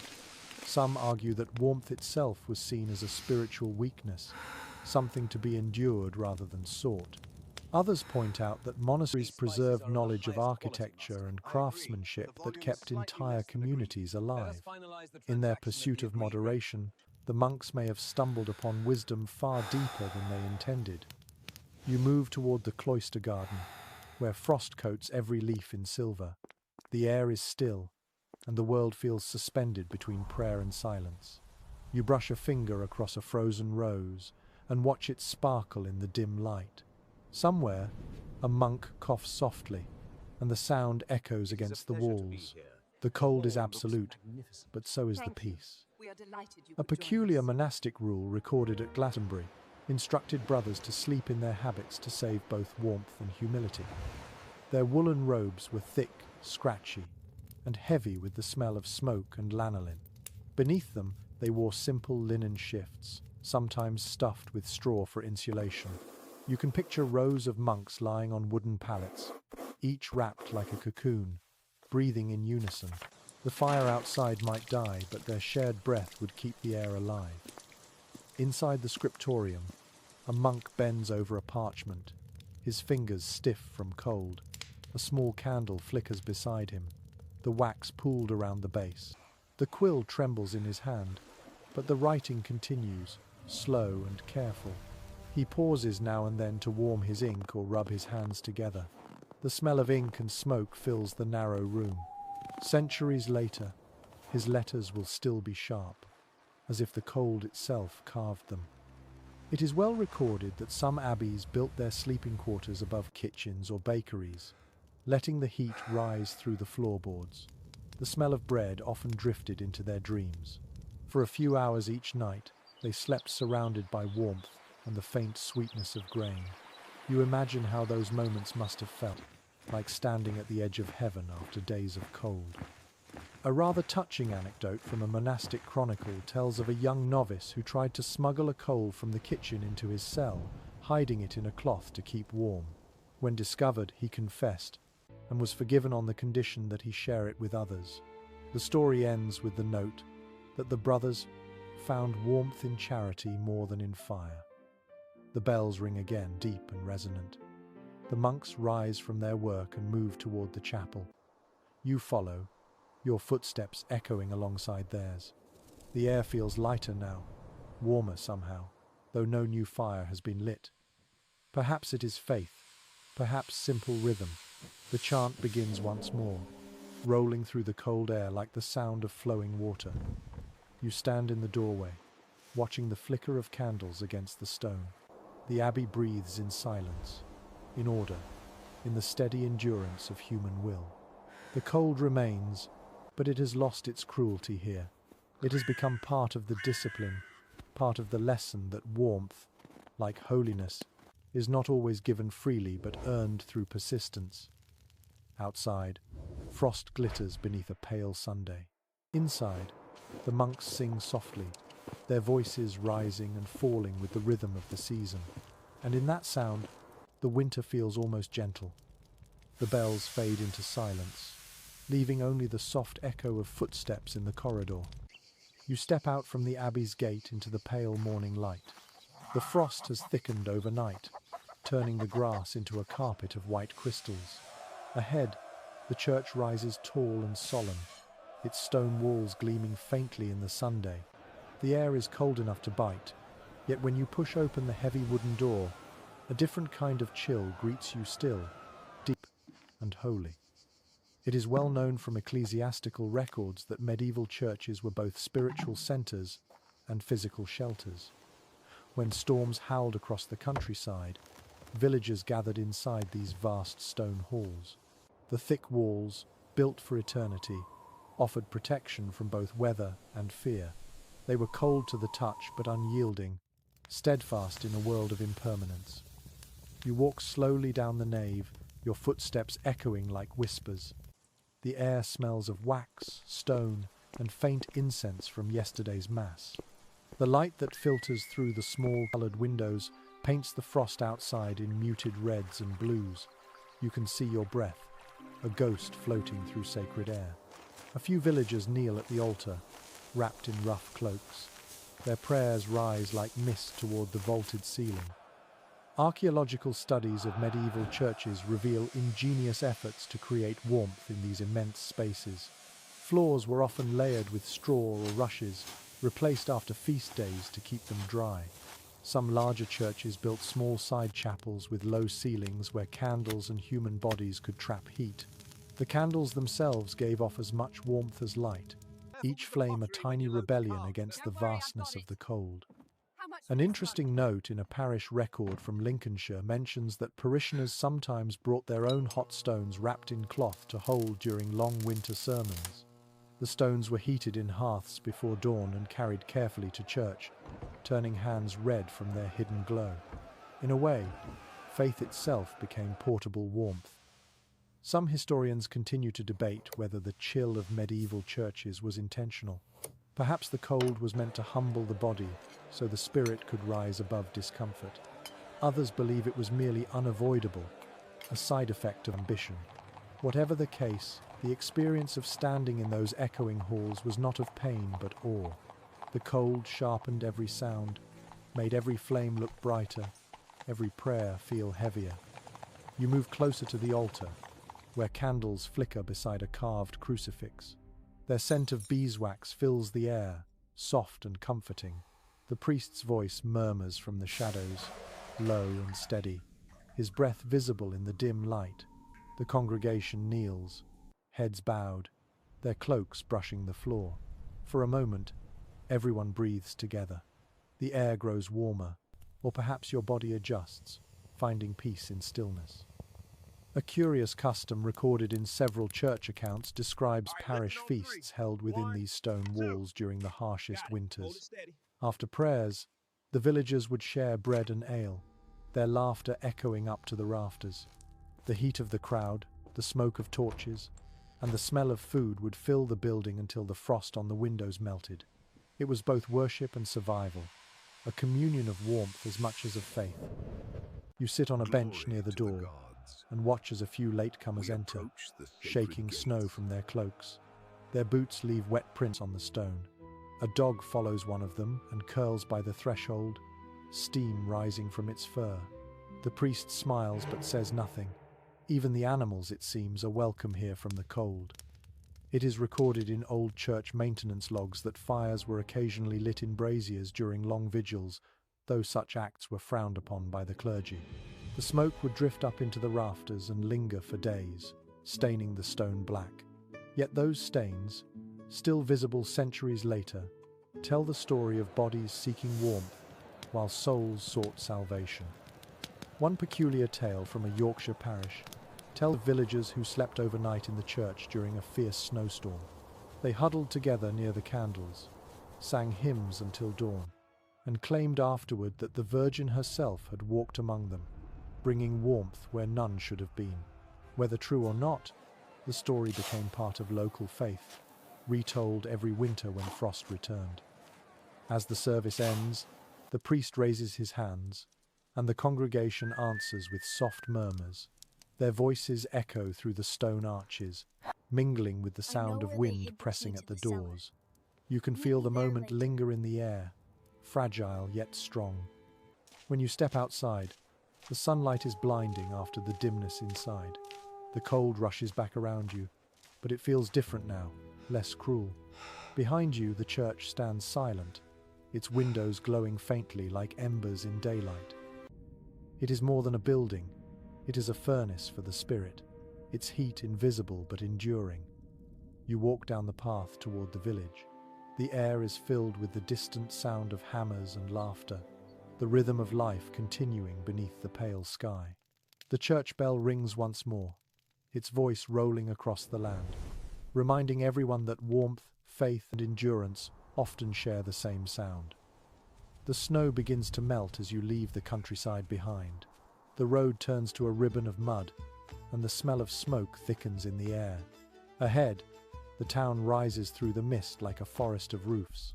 Narrow houses lean together above the crooked streets, their upper floors almost touching. The sound of bells mixes with the creak of carts and the chatter of voices.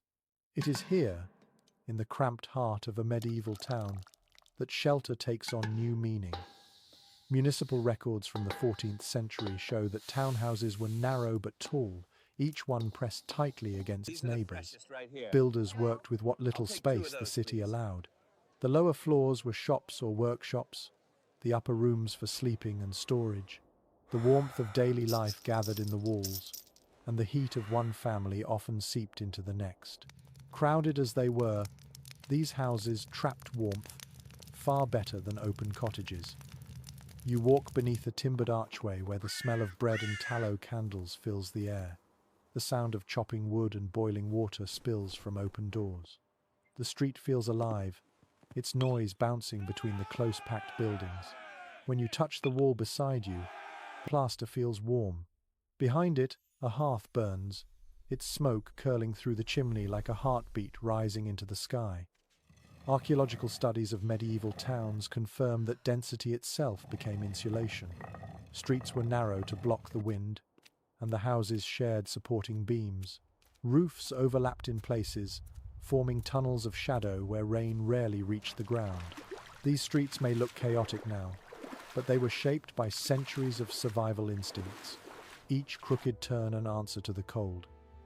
A curious record from York describes how neighbours sometimes built connecting doors between their attics, allowing warmth and gossip to pass freely. During the hardest winters, entire rows of houses became single, shared shelters, their occupants bound together by necessity rather than friendship. You imagine the laughter and grumbling travelling through those upper rooms, carried on air heavy with smoke and stew. Inside one such townhouse, you find a family gathered around a small hearth. The room is narrow, the ceiling low, but the space hums with heat. A pot of barley and cabbage bubbles on the fire. The windows are shuttered tight, covered with oiled cloth. The only light comes from the flames and a small tallow lamp on a shelf. You feel the warmth reach your face immediately, soft and close. It is recorded in merchant ledgers that city dwellers burned coal earlier than the countryside. The trade routes along rivers made it easier to transport, and its heat was steady. But coal brought its own smell, sharp and sour, clinging to hair and clothing. Chroniclers in London complained that smoke from coal turned the sky black and made the air taste bitter, yet no one gave it up. The warmth was too valuable. Some historians still question whether city life truly offered more comfort than rural living. While the townhouses were better at holding heat, the air inside them was often foul, heavy with soot and breath. Fires were small to save fuel, and smoke lingered in the low rooms. Yet people adapted, finding balance between air and warmth, between the desire to breathe and the need to survive. You look up the narrow staircase, where a ladder leads to a loft above. The air grows thicker as you climb. In the attic, two children sleep under wool blankets, their faces flushed pink. The roof beams creak softly in the wind. Outside, the sound of distant bells drifts through the cracks. The city hums even at night, a low lullaby of wheels, hooves, and laughter. An unusual custom mentioned in civic ordinances describes how residents heated their walls with flues, vertical channels built beside hearths that carried smoke upward while warming the plaster. The idea spread slowly, and in time, it turned into a primitive form of central heating. You can feel it now, the faint pulse of warmth in the wall beside you, as if the house itself were breathing. Below, the mother stirs the pot and adds a pinch of dried herbs. The smell fills the air, rich and earthy.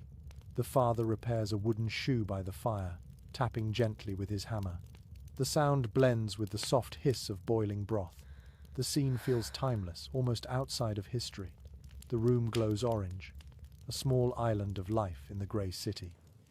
From outside, you hear voices calling to one another across the narrow street. A merchant closes his shutters. Somewhere, a woman laughs. The warmth of hundreds of fires merges above the rooftops into a haze of smoke, glowing faintly in the moonlight. The air smells of coal, ash, and bread. It is not clean, but it is full of living. You realize that the city is its own form of hearth. Every alley, every window, every shared wall is part of a single, breathing organism built against the cold. The people may not see it that way, but the city knows. It holds them together through every frost. As you step outside, snow begins to fall again, dusting the narrow roofs. The glow of firelight shines through cracks in shutters. You walk down the street slowly, listening to the warmth of humanity echo from every wall. The houses seem to lean closer, as if they too seek comfort in one another. And for a moment, the city feels less like stone and wood, and more like a single beating heart in the middle of winter. You leave the narrow warmth of the main street and follow a muddy lane toward the edge of the town. The air grows colder again, sharper, thinner. The sounds of merchants and hammers fade until only the wind remains. Ahead, beyond the last row of houses, the world feels quieter and forgotten. This is where the poor live, pressed against the walls of the city, surviving on scraps of warmth that drift outward from other people's fires. Chroniclers of the later Middle Ages often wrote about this borderland between safety and exposure. Towns were walled, but not everyone lived within them. The poorest workers, beggars, widows and wanderers built huts along the outer ditches or against the city gates. Their shelters were makeshift, often pieced together from discarded timber, broken carts, and layers of rags or straw. When frost came, the walls of these shanties stiffened into brittle shells. You walk between these fragile homes, their roofs sagging under frost. Smoke seeps weakly from holes patched with cloth. The smell is sharp and bitter, the smoke of anything that burns, sticks, dung, scraps of cloth, even dried reeds from the river. A child peers at you from behind a cracked board, his cheeks streaked with soot. Inside, you can see a flicker of light, a tiny fire fighting against the wind that slips through every seam. An odd, but poignant note in a town record from Norwich mentions that city guards sometimes allowed the destitute to sleep beside the gate fires meant to keep the hinges from freezing. The guards complained about the smell, but pitied them enough to share a little warmth. You imagine those nights, people huddled in the shadows of the gates, the flickering glow painting their faces red and black, the city behind them just out of reach. Archaeological surveys along the outskirts of medieval towns reveal clusters of pits filled with ash and bone, traces of small fires built directly on the frozen ground. These were not hearths, but last resorts, open blazes that smoked and died within hours. The people who lit them would sleep in circles around the embers, pulling scraps of cloth over their heads. The earth itself became both bed and blanket. Some historians still question how the poorest survived at all. Charity records mention bread and broth distributed at monasteries and churches, but shelter was harder to come by. Winter turned mercy into a form of architecture. A barn door left unlatched, a ruined wall that broke the wind, a cart covered in rags, these were homes enough for a night. The miracle was that anyone woke up in the morning. You stop at one hut built against the outer wall of the town. Its frame is a patchwork of old planks, and its roof is little more than a net of sticks covered in moss and cloth. Inside, a woman stirs a pot of thin gruel over a handful of glowing coals. The warmth barely reaches her face. She glances up, nods, and returns to her work. You can see that every movement is practiced, efficient, born of habit and necessity. The fire crackles weakly, fighting for air. A curious practice mentioned in several letters from city clerks describes how beggars would heat stones in communal fires, then carry them wrapped in cloth under their clothes. The stones stayed warm for hours, pressed against skin, turning body heat into endurance. It was a portable hearth, small and humble, but it kept them alive through the darkest nights. The smell of the hut is a mix of damp, smoke, and sour cabbage. It should be unpleasant, but there is something comforting in its honesty. Every scent tells a story of survival. The woman's hands are red from cold, yet her movements are steady. The child beside her coughs softly, then reaches for the spoon she offers him. For a moment, you forget the cold entirely and see only persistence. It is well documented that towns enacted strict rules about who could build shelters near their walls. Yet every winter, the poor returned. The city needed them for labor in spring, and so, unofficially, no one drove them away. They became part of the landscape, the invisible edge between civilization and wilderness. A peculiar superstition collected by a 17th century historian recalls that some of these outcasts placed sprigs of holly in their huts during Christmastide, believing it would keep frost spirits away. Even in poverty, they sought to decorate life, to claim beauty amid hardship. You can picture those red berries glowing against the grey of mud and smoke. As night falls, the wind grows stronger, and the huts creak softly under its touch. Fires inside flicker like stars about to die. The town's bells ring in the distance, faint and solemn. The woman beside the coals tucks her child closer, humming a tune so soft that it seems part of the wind. The sound is almost too fragile to survive the air, yet it does. You step back and watch as the faint glow of the fire reflects on the snow outside her door. It is small, barely more than a breath of flame, but it burns with quiet defiance. Around it, life endures, not through luxury or invention, but through sheer will. The town behind the wall glitters with lamplight. But this, you think, is the truest warmth of all the warmth that refuses to go out even when the world forgets to feed it. The wind stiffens as you cross the bridge toward the castle. Its stone walls rise from the mist like cliffs, their grey faces streaked with centuries of rain. The towers seem endless, each crowned with frost. You can hear the dull clang of iron gates and the faint echo of boots on cobblestone. This is a place built for power, not comfort. Yet inside these walls, even kings shivered. Chroniclers of the royal courts describe winter in castles with reluctant honesty. The grandeur was impressive, but the cold was relentless. Fireplaces blazed in every hall, yet their heat vanished into the vastness of the rooms. Stone absorbs warmth and releases it slowly, making the air heavy and damp. You can imagine the nobles wrapped in layers of fur, huddled beside flames taller than a man, still rubbing their hands for warmth. You step through the gate into the courtyard. The ground glitters with ice. Servants hurry past carrying bundles of firewood and buckets of ash. Smoke billows from narrow windows high above. The air smells of pitch and iron, mingled with the sharp tang of cold stone. Somewhere, a horse stamps and snorts, steam rising from its flanks. Inside the great hall, the fire roars within an enormous hearth, so large you could stand in it. The light flickers across the banners and tapestries lining the walls. A servant throws another log into the blaze, and sparks dance upward, disappearing into the chimney. The warmth reaches you only faintly. The stone beneath your feet stays icy, no matter how high the flames climb. Architectural records and surviving castles reveal clever but imperfect attempts to trap heat. Thick woolen tapestries covered the walls, not just for beauty but to stop drafts. Floors were strewn with rushes and straw to block the chill from below. Some rooms even had wall fires, small grates built into the masonry to warm private chambers.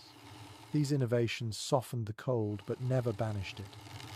A curious report from a royal servant describes how the queen of one court ordered her bed draped with fur-lined curtains that could be tied shut from within. The bed became a private cocoon, a room within a room.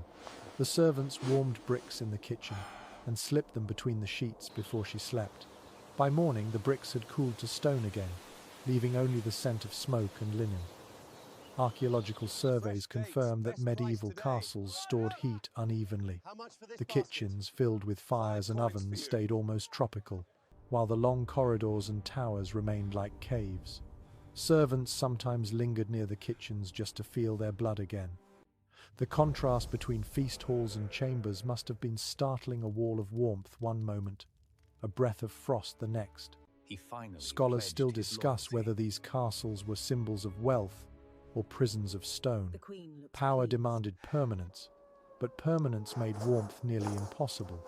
The great walls that protected kings from enemies also trapped them within their own cold monuments. Yet even in this chill, life persisted with ceremony and grace. In a side chamber, a group of musicians tunes their instruments, fingers trembling in the cold. The sound of strings rises softly, delicate and brave. Candles flicker against their faces, painting them gold against the grey walls. The lady of the house sits by the hearth, wrapped in furs. Her breath still clouds the air as she smiles faintly, listening to the music. An old letter from a castle steward mentions that the king's dogs often slept in the royal bedchamber to provide warmth.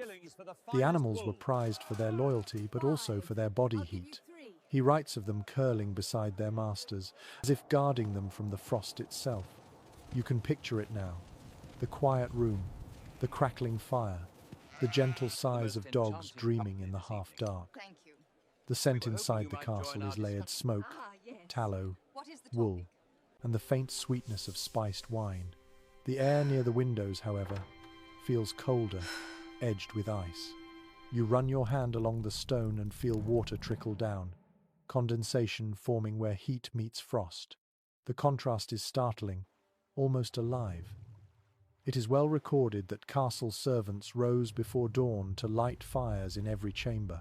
Some carried long iron tongs with glowing coals from room to room, singing softly to keep themselves awake. By the time the nobles stirred, the fires were already roaring. Yet within an hour, the cold began to creep back, slow and steady as a tide. A rather touching story survives from a northern fortress, where a cook was said to have shared her only fur cloak with the stable boy one freezing night. When asked why, she replied that the rich have walls, but the poor have each other. The tale may be apocryphal, but it captures something true. Even here, surrounded by stone, survival depended on shared warmth. As the evening deepens, the hall grows louder. Servants carry platters, dogs chase scraps, and laughter fills the smoky air. The fire blazes brighter, shadows leaping across the walls. For a moment, it feels almost warm, as if the castle has decided to forgive the winter. Yet beyond the walls, frost creeps silently over the battlements, patient and eternal. You step outside into the courtyard once more. The stars shimmer above the towers, distant and cold. The castle looms behind you, its windows glowing faintly like embers in a mountain of ice. You realize that no matter how high the flames burn inside, the true warmth of this place lies not in the fire, but in the people who refuse to let it die. The morning light seeps through a haze of smoke, painting the sky in pale grey. You stand outside the castle gate and watch a line of villagers walking toward the woods, each carrying a small axe or bundle of rope. The frost crunches beneath their boots. Their breaths rise together, white against the cold air. They move slowly, heads down, toward the trees that have fed their fire for generations. Historical accounts from royal forests and village rolls record the same struggle year after year, the search for fuel. Wood was the heartbeat of survival. Every hearth, every forge, every kitchen depended on it. But by the late Middle Ages, forests across England had begun to thin. Too many winters, too many fires. The people turned to the woods each season, knowing they were slowly cutting away their future warmth. The path grows darker as you follow them beneath the bare branches. The air smells of sap and cold bark. You can hear the rhythmic thud of axes biting into trunks, followed by the long sigh of falling wood. Each impact echoes through the silence like a heartbeat. The villagers work quickly, their hands numb, their breath ragged. The sound of cracking timber feels almost like prayer. It is recorded in forest law documents that gathering wood without permission was a serious crime in royal lands. Yet everyone did it. Peasants risked fines or imprisonment for the right to keep their children from freezing. The rules said only fallen branches could be taken, but in the depths of winter, no one waited for trees to fall naturally. A single armful of dry wood could mean another night of life. An interesting note in a manorial report from the 15th century describes how communities organized wood watches, groups of villagers who gathered at dawn to cut and carry fuel together, each taking their share home before the bailiff arrived. The work was quiet, disciplined, almost military. You can imagine them moving through the snow like shadows, axes rising and falling in rhythm.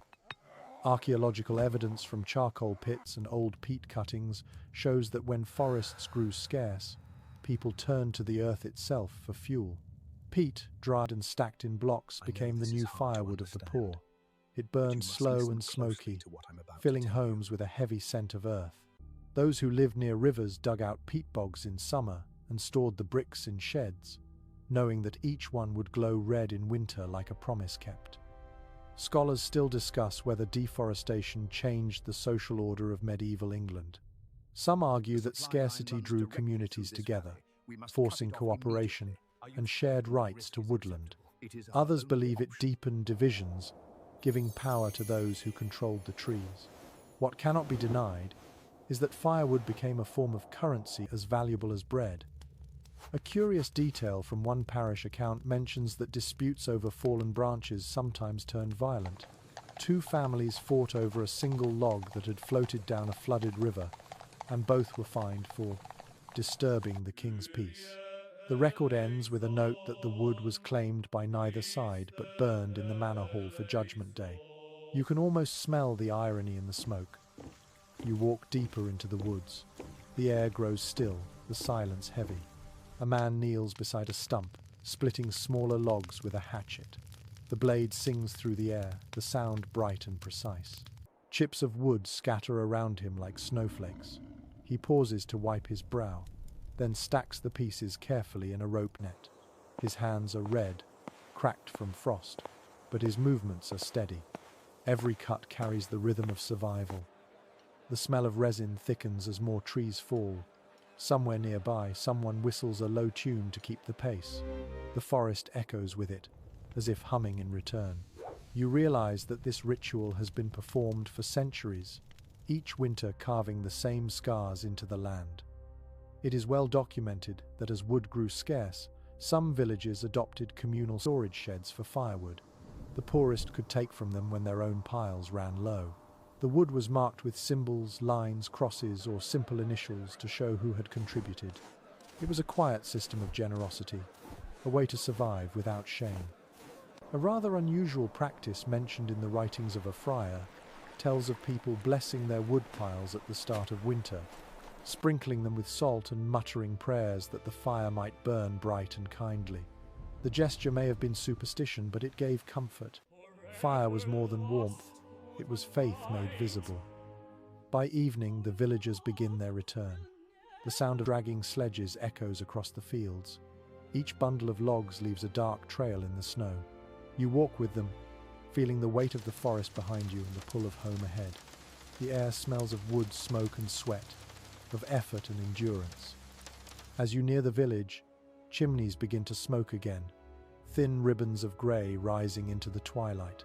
You realize that each column of smoke represents a victory, small but real. The fires will burn tonight. The children will sleep. The frost will stay outside a little longer. You look back at the forest, its edges dim and quiet. The trees stand like sentinels, half vanished but still defiant. The wind moves through them with a sigh that sounds almost human. You understand then that survival has always been a conversation between people and the land.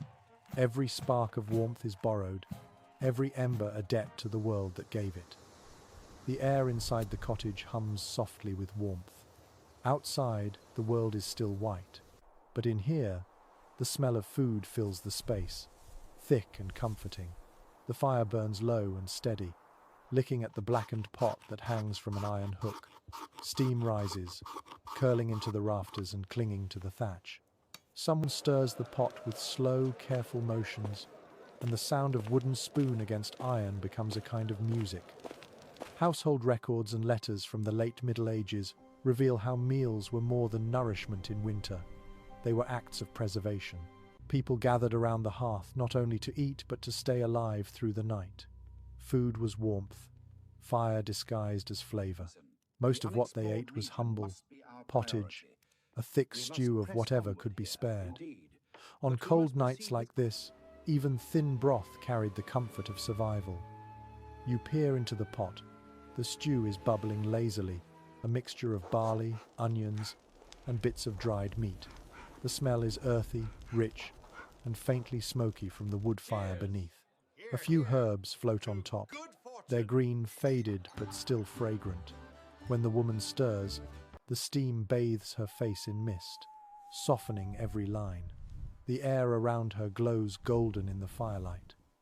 It is well known from manor inventories that winter meals often lasted hours. With daylight short and work limited, people lingered around the hearth, talking quietly while the stew thickened. Bread baked on the hearthstones or in clay ovens beside the fire. The heat from cooking did double duty, warming both food and people. The rhythm of boiling and stirring became the heartbeat of the home. A curious entry in a monastic cookbook mentions that barley pottage was said to comfort the chest during cold months. It was not just food but medicine, infused with herbs thought to protect against fever. Mint, sage, or thyme might be added if available. Whether or not it worked, the scent alone must have lifted spirits, a reminder that warmth could be tasted as well as felt. Archaeological evidence from hearth remains shows blackened stones, stained with layers of soot and fat, proof of decades of cooking in the same place. Some stones were worn smooth where pots rested year after year. You can picture the countless meals they held, each one a quiet celebration of endurance. Some historians continue to debate how communal meals shaped medieval life. In small cottages, everyone shared the same pot, dipping bread into the broth. Richer households served courses, each dish carried with ceremony. But in both, the act of eating together dissolved barriers. For an hour or two, hunger, cold, and class gave way to something universal. A strange but endearing note from a 14th century diary tells of villagers singing softly while stirring their pottage, believing it helped the stew thicken evenly. The writer claims he tried it himself and swore it worked. You can almost hear the tune now, low and steady, blending with the hiss of the fire. The cottage glows brighter as more people gather. The father returns from the woods, his arms full of damp logs. He shakes off snow and adds a piece to the fire. The flame jumps higher, its light flickering over the faces around the hearth. The pot bubbles more fiercely now, sending bursts of steam into the air. The smell fills every corner of the room until it feels like something you could rest inside. It is recorded in household manuals that families saved their best ingredients for winter feasts. On special nights, they added bacon fat, a handful of peas, or even a dried apple for sweetness. Food was rationed carefully through the season, but celebration still found its way to the table. The warmth of those nights lingered longer than the meal itself. A rather touching custom mentioned in old parish notes describes families sharing leftover broth with neighbours. The poorest might receive a clay bowl left quietly by their door. No words were exchanged, just the shared knowledge that warmth belonged to everyone. In this way, kindness became another form of insulation, holding the cold at bay through generosity. The sound of eating fills the cottage now. Spoons scraping, soft laughter, a sigh of relief after the first bite. The stew is thick, the bread rough but warm. For a moment, the wind outside loses its voice. The flames glow steady, reflected in the children's eyes. Every sense tells you that this is what safety feels like. When the pot is empty, the fire dies down to coals. The family leans close together, their bellies full, their faces drowsy in the fading light. The smell of cooked barley and smoke lingers long after the last ember fades. The children curl up on straw mats, the parents whisper quietly, and soon only the fire's slow breathing remains. You sit for a while longer, watching the last traces of steam disappear into the dark rafters. The warmth in the room feels alive, a spirit built from food, flame, and company. Outside, frost gathers again on the windows, but inside, it cannot reach you.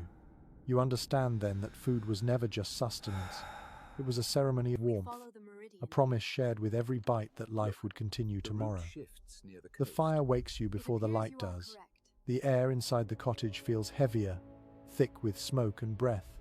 Outside, the frost returns, silvering the thatch. You pull yourself up and hear the faint sound of coughing.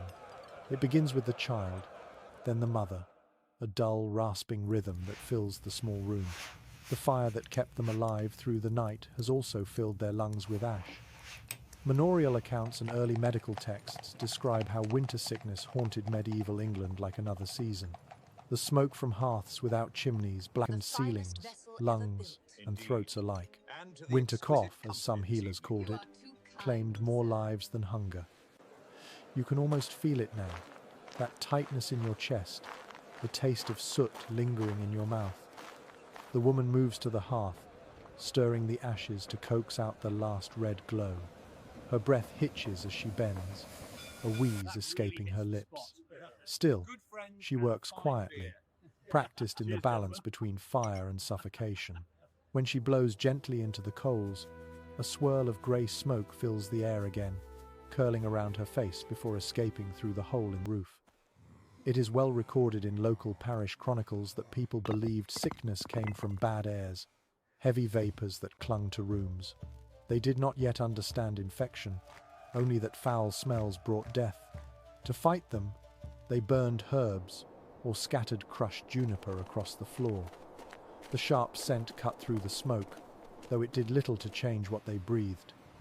An odd but tender remedy described in one physician's manual advised mothers to warm ale with honey and garlic for their children's coughs. It was medicine born of the hearth, simple and soothing. You can picture the steam rising from a wooden cup, the faint sweetness masking bitterness, the mother's hand guiding the drink to her child's lips. Archaeological findings from preserved village sites reveal layers of soot coating the rafters, sometimes thick enough to preserve the imprint of woven thatch beneath. Centuries of smoke became part of the architecture, embedding sickness in the very structure of homes. The same warmth that kept the cold out turned the air into a slow poison. Scholars continue to discuss how medieval people balanced this cruel paradox. Some argue that they accepted it as the cost of survival, while others believe they sought constant small improvements, higher smoke holes, slightly raised hearths, makeshift vents. Whatever their reasons, they lived in the same dance between fire and breath that humanity still knows. You step outside for air, and the frost bites sharply at your face. The sky is pale and clear. The cottages around you send up thin ribbons of smoke, rising straight into the cold morning. It looks peaceful from here, almost beautiful, but you know what that smoke carries. Inside every home, people cough, sniffle, and mutter small prayers between breaths.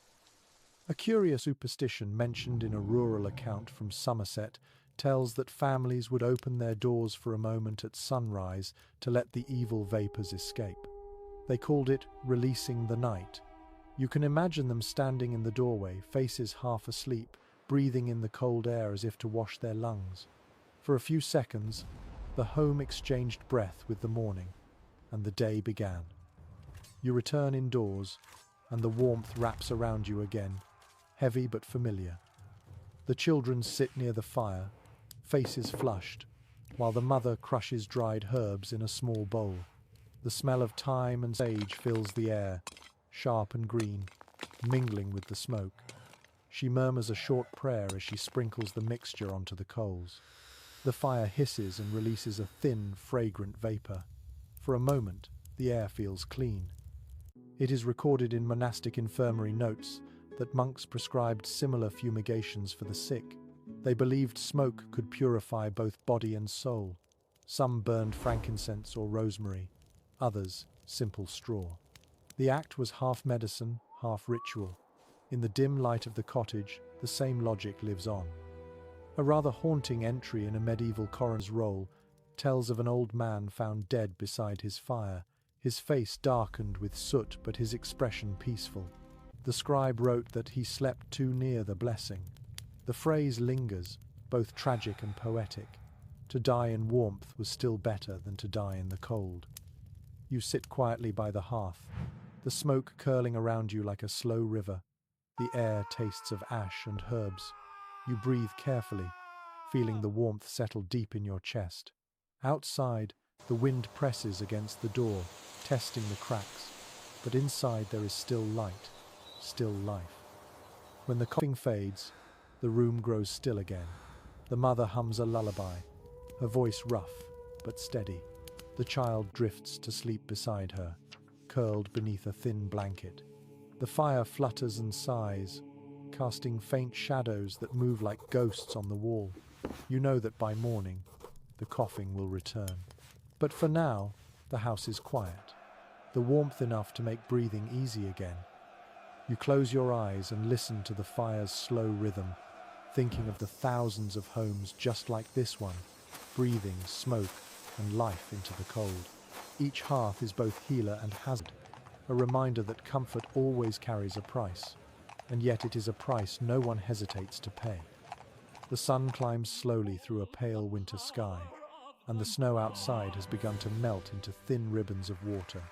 You step out into the chill morning air and see a group of villagers gathered near a large frame of poles. They are stretching wool and linen across them, the fabric stiff with frost. Their hands are red, their breath clouding the air. Yet there is laughter among them, the steady rhythm of work turning hardship into ritual. Manor accounts and craft records describe how spinning and weaving were not only sources of livelihood, but defenses against the cold.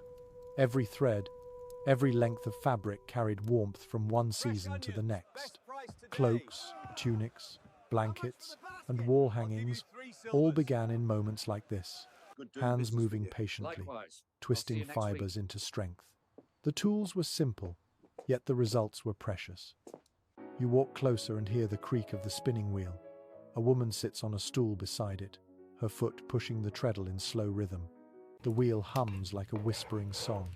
Her fingers twist the wool into a thin, steady thread that coils around the spindle.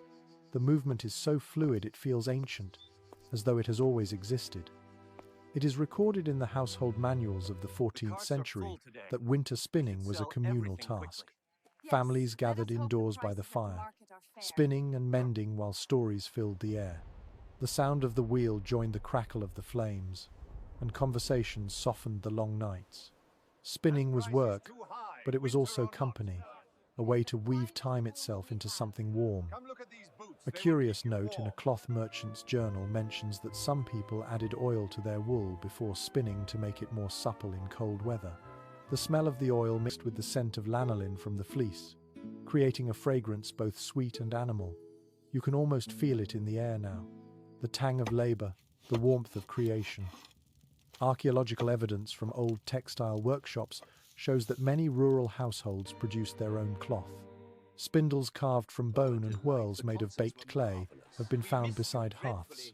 The hearth was not only the source of heat but the center of industry, the same fire cooking stew by day and drying dyed yarn by night. Some researchers continue to debate how much of medieval England's textile skill came from professional guilds and how much from home, perhaps the two worlds intertwined. The finest linen might come from towns, but the strongest wool was spun in cottages where fingers had learned patience from the cold itself. You watch as the woman winds her finished thread into a skein, then passes it to a young girl, who dips it into a pot of dye. The water hisses faintly, releasing steam tinted with faint blue. The smell of herbs and wet wool fills the air. They are using woad, a plant once so valuable that entire villages grew rich from its trade. Its blue was deep and steady, the color of twilight frozen into fabric. A peculiar bit of folklore preserved in a regional tale says that people believed woad dye could protect the wearer from frost. Warriors once painted their skin with it, and later, shepherds wore blue cloaks through winter. Whether it helped or not, the color itself carried the promise of endurance. Inside the cottage, lengths of fabric hang from wooden poles, drying slowly in the smoky warmth. They sway slightly when the door opens, releasing a scent of damp wool and ash. The air hums with the faint rhythm of weaving. The loom stands in the corner, its frame heavy and graceful. A man pulls the shuttle through the threads, his movements steady and hypnotic. The thud of the beater echoes through the room like a heartbeat. It is well documented that looms were among the most valuable possessions in a peasant's home. They took up space, but paid for themselves in warmth. Coarse wool became blankets. Lighter weaves turned into tunics or hoods. Every scrap mattered. When fabric tore, it was patched and repurposed, until nothing remained but rags to be twisted into cords or packed into wall cracks for insulation. One charming but odd superstition mentioned in a medieval household guide warns weavers never to leave a loom unfinished overnight. The spirits of the house, it was said, might tangle the threads out of mischief. So before dark, workers covered their looms with cloth or said a small prayer for protection. You imagine them whispering over the frame as the fire dimmed, their breath fogging in the cold air. The weaver now pauses to stretch, his face glowing with the effort. The fire beside him burns softly, warming his hands. The fabric before him gleams faintly in the flickering light, a tapestry of survival made from patience and motion. The threads hum with quiet purpose, the same rhythm that has carried the village through every winter. As night falls, the spinning and weaving slow. The tools are put away, the dyed fabric hung near the hearth to dry. The room smells of smoke, wool, and faint sweetness from the woad. The people sit together, their shoulders touching, their work done for the day. The walls are lined with the fruits of their labor, rolls of cloth folded neatly, blankets draped over benches, proof that warmth can be made by hand. You watch them in silence and feel a deep calm. The fire crackles, and the wheel spins once more before stopping. In that stillness, you understand that what they have built is not only fabric but connection, each thread binding them to one another and to the promise of tomorrow's fire. The sky is clear and brittle, the kind of blue that makes every sound seem sharper. You walk along the frozen lane past the last cottages toward the river. The ice there glimmers like glass, split by dark veins of water. A few figures move across it, cautious but steady, pulling sleds of reeds and rushes. Their laughter carries through the still air, bright and human. Chronicles of rural England record that in the hardest winters, rivers became both barrier and blessing. The frozen surface allowed people to travel quickly, even haul goods between villages, while the reeds growing along the banks became tools of warmth. They were cut, dried, and woven into mats, baskets, and roofing. What grew in water became defense against the wind. You kneel near the edge, running your hand along a frozen stalk. It is smooth and strong, pale yellow in the sunlight. The faint smell of damp earth lingers.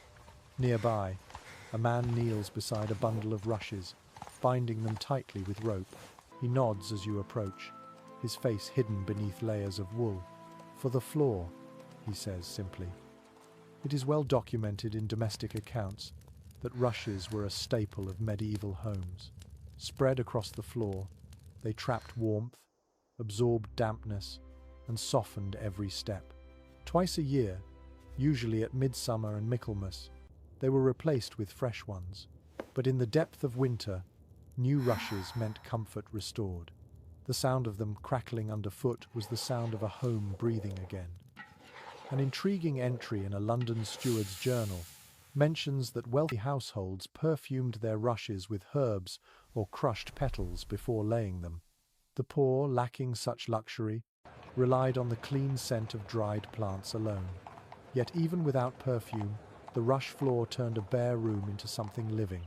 The plants released a faint, sweet fragrance when trampled, a reminder of summer long gone. Archaeological finds in long-abandoned cottages show layers of rush mixed with ash, bone, and seeds pressed deep into the earth. Each layer marks a year of life, of meals, of firelight and footsteps. To walk upon them was to walk upon memory. Some historians continue to discuss whether the constant use of rush flooring made homes less clean or more comfortable. Modern minds might imagine filth, but the reality was gentler. Rushes kept feet dry and cold air away. In the flickering half-light of a single candle, the green-gold floor must have looked like a meadow trapped inside stone. A curious old saying recorded by a priest goes, "New rushes, new luck."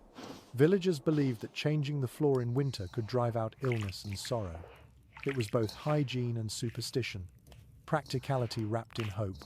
You can picture a family kneeling together, sweeping out the old rushes, the dust swirling in shafts of pale sunlight, the scent of earth rising as new life spread across the floor. The rush gatherers on the riverbank work with steady rhythm. The women slice through the reeds with curved knives, stacking them in neat piles. The sound is crisp, rhythmic, almost musical. Frost clings to the cut stems, glittering before it melts in the sunday. They tie the bundles tightly, their hands quick despite the cold. Each sheaf is a promise carried home on their shoulders. You follow them back toward the village. Along the way, the scent of wood smoke grows stronger. When they reach the cottages, the rushes are spread to dry by the fire. The room fills with the smell of damp grass and clean air. Children help scatter them, their laughter echoing in the small space. For a few moments, it feels like summer again, the warmth of memory flooding back through the smell of sun and soil. It is recorded in the household notes of a 15th century manor that rushes also lined sleeping spaces. People laid them beneath blankets or even under mattresses of straw. The stems creaked softly with movement, a sound like whispers in the dark. The rustle was comforting, the same sound heard on summer riverbanks now carried into the heart of winter. A peculiar habit noted in folk tradition describes villagers burning old rushes at the start of the new year, believing the smoke carried away misfortune. The flames would crackle and flare green from the oils in the stalks, and people watched silently, each thinking of the year to come. As night falls, the newly laid rushes glow golden in the firelight. The floor smells fresh and clean. The children lie on it near the hearth, tracing patterns with their fingers. The mother hums softly, her voice mingling with the faint hiss of burning logs. The rushes shift beneath her feet, whispering with each step, a chorus of soft sound that fills the silence between breaths. Outside, frost creeps once more across the fields, but inside, the scent of river plants and fire creates a gentler kind of world. You sit quietly, watching the flames reflect in the new floor, and realize that survival is often built from small things. A handful of reeds, a day's labor, the memory of summer brought home to meet the winter. The thaw begins quietly. It starts with a sound, a faint drip of melting frost from the eaves. You lie still for a moment, listening. The air in the cottage feels lighter, less sharp, though the smell of smoke still lingers in your clothes. Outside, the snow has softened to slush, and the first patches of earth peek through. You step out into the weak sunlight, and for the first time in weeks, you hear birds. Their voices sound uncertain, like instruments being tuned after a long silence. Records from medieval chronicles describe this fragile time between winter and spring as both relief and danger. The ice broke, but the mud swallowed carts. The cold eased, but sickness often struck hardest when warmth returned. People called it the hungry gap, the season when winter stores were nearly gone and the fields not yet ready to give back. Survival shifted from endurance to patience. You walk toward the fields, where the ground glistens dark and wet. A man bends to test the soil with his hand, nodding quietly. Behind him, a boy carries a basket of tools patched with wire and hope. The smell of thawed earth fills the air, damp, heavy, and faintly sweet. Steam rises from the fields as sunlight touches the frost. It feels as though the land's breathing again. Archaeological studies of medieval farms reveal how villagers used this short window to prepare for planting. They mended fences, patched roofs, and gathered the last dry wood before the spring rains. The energy of the community shifted from hiding to rebuilding. In every hammerstroke and every footprint in the mud, you can sense the rhythm of renewal. A peculiar custom noted in a parish ledger describes how people lit small bonfires in the thawing fields, offerings of thanks to the earth for surviving another winter. They tossed dried herbs into the flames, watching the smoke rise like prayers. The heat from those fires marked both farewell and beginning, the last glow of winter giving birth to spring. Inside the cottages, the changes are subtle but real. The rushes on the floor smell stronger now, releasing their grassy scent as the air warms. The animals shift restlessly, sensing the season's turn. The fires burn smaller, more for cooking than survival. The smoke no longer clings to the ceiling. It drifts lazily upward, as if reluctant to leave. It is well recorded that during this time, people cleaned their hearths, scraping soot from the stones and sweeping ash to the fields as fertilizer. The act was both practical and symbolic, a purging of the old season. The grey dust carried traces of every meal, every story, every cough of winter. Returned to the earth, it became the seed of warmth for next year. A curious entry from a friar's diary tells of villagers who opened their doors wide for a single day each spring, The sum should letting be the written cold here, wind sweep just as through the I have house. shown. They called it the cleansing. Now, begin your Everything work that had been quietly. shut tight for months, the air, the light, the hearts, was allowed to breathe again. The rush of fresh wind through smoky rooms was said to chase away sickness and sorrow alike. Scholars still debate whether medieval people truly saw spring as rebirth or simply as reprieve. Their songs and prayers speak of gratitude, but also caution. They knew how quickly frost could return, how fragile warmth really was. Perhaps that is why they celebrated the smallest signs. A bird's cry, a drip of water, the first green blade pushing through the soil.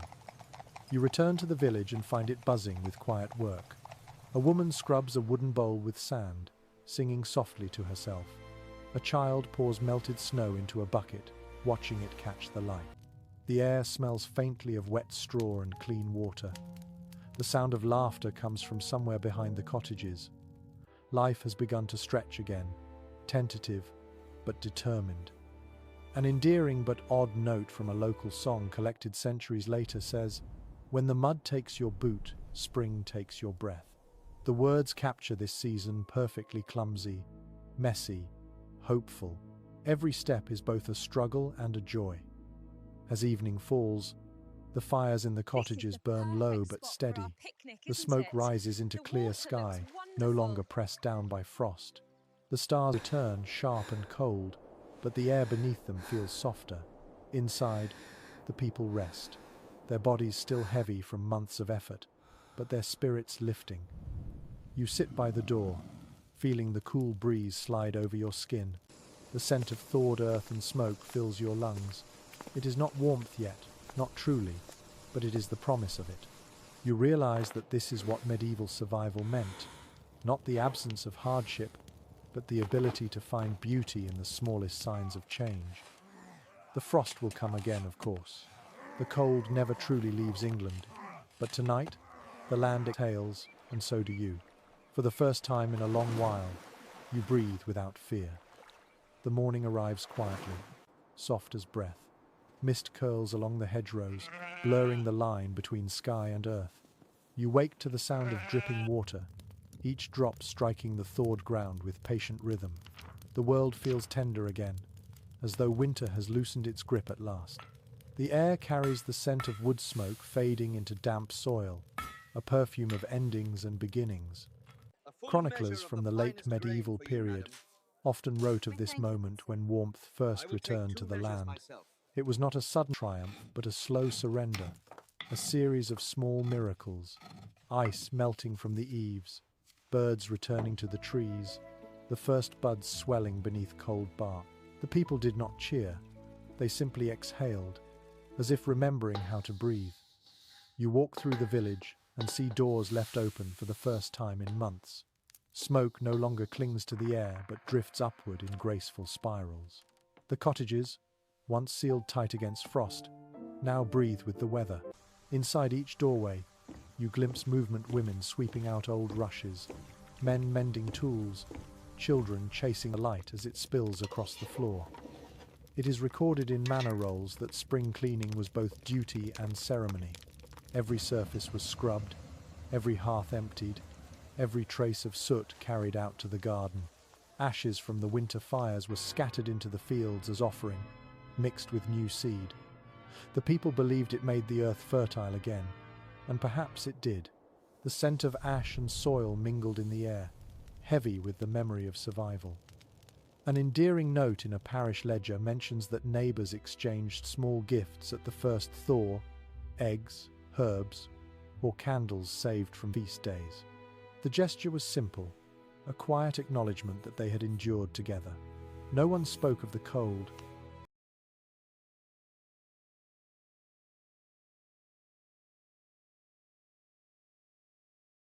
There was no need. It lingered in their bones, but it no longer ruled their days. Archaeological traces show that these moments of renewal left marks even in the soil. Charcoal, pollen, and seeds lie together in layers beneath old villages, proof of the yearly rhythm of fire, hunger, and growth. The pattern repeats endlessly, as if the land itself keeps time with human hope. A curious custom from certain shires involved lighting a single candle at dusk on the first truly warm day. Families gathered in silence, watching the flame until it guttered out. They said it carried the last breath of winter away. The house then belonged to spring. You can almost see the faint glow reflected in tired eyes, the quiet gratitude that needed no words. Some historians still wonder what warmth meant to those who lived then. To us, it is comfort. To them, it was salvation. It was the proof that faith, whether in God, the seasons, or simple endurance, had not been misplaced. The fire, the hearth, the roof above their heads, the body beside them, all were miracles repeated daily until they became ordinary again. You walk beyond the village to where the fields begin. The ground is soft underfoot, speckled with the first shoots of green. The river runs free now, its surface shining like glass under the pale Sunday. You kneel and touch the soil. It is cold but alive. The scent of mud clings to your fingers, mingled with the faint sweetness of new grass. In that moment, you remember every sound of winter, the crack of ice, the hiss of peat, the whisper of straw, the sigh of fire dying low. Each memory carries weight, yet none feel cruel anymore. They have become part of the story of endurance, the long conversation between humanity and the season that tried to silence it. It is written in the journals of travelers that spring in England never arrives all at once. It steals in softly, unnoticed, until one day you realize you have not shivered in hours. You look up and see the sky bluer than it has been in months. You hear laughter instead of coughing. The fires burn slower, their smoke thinner, their warmth now gentle instead of desperate.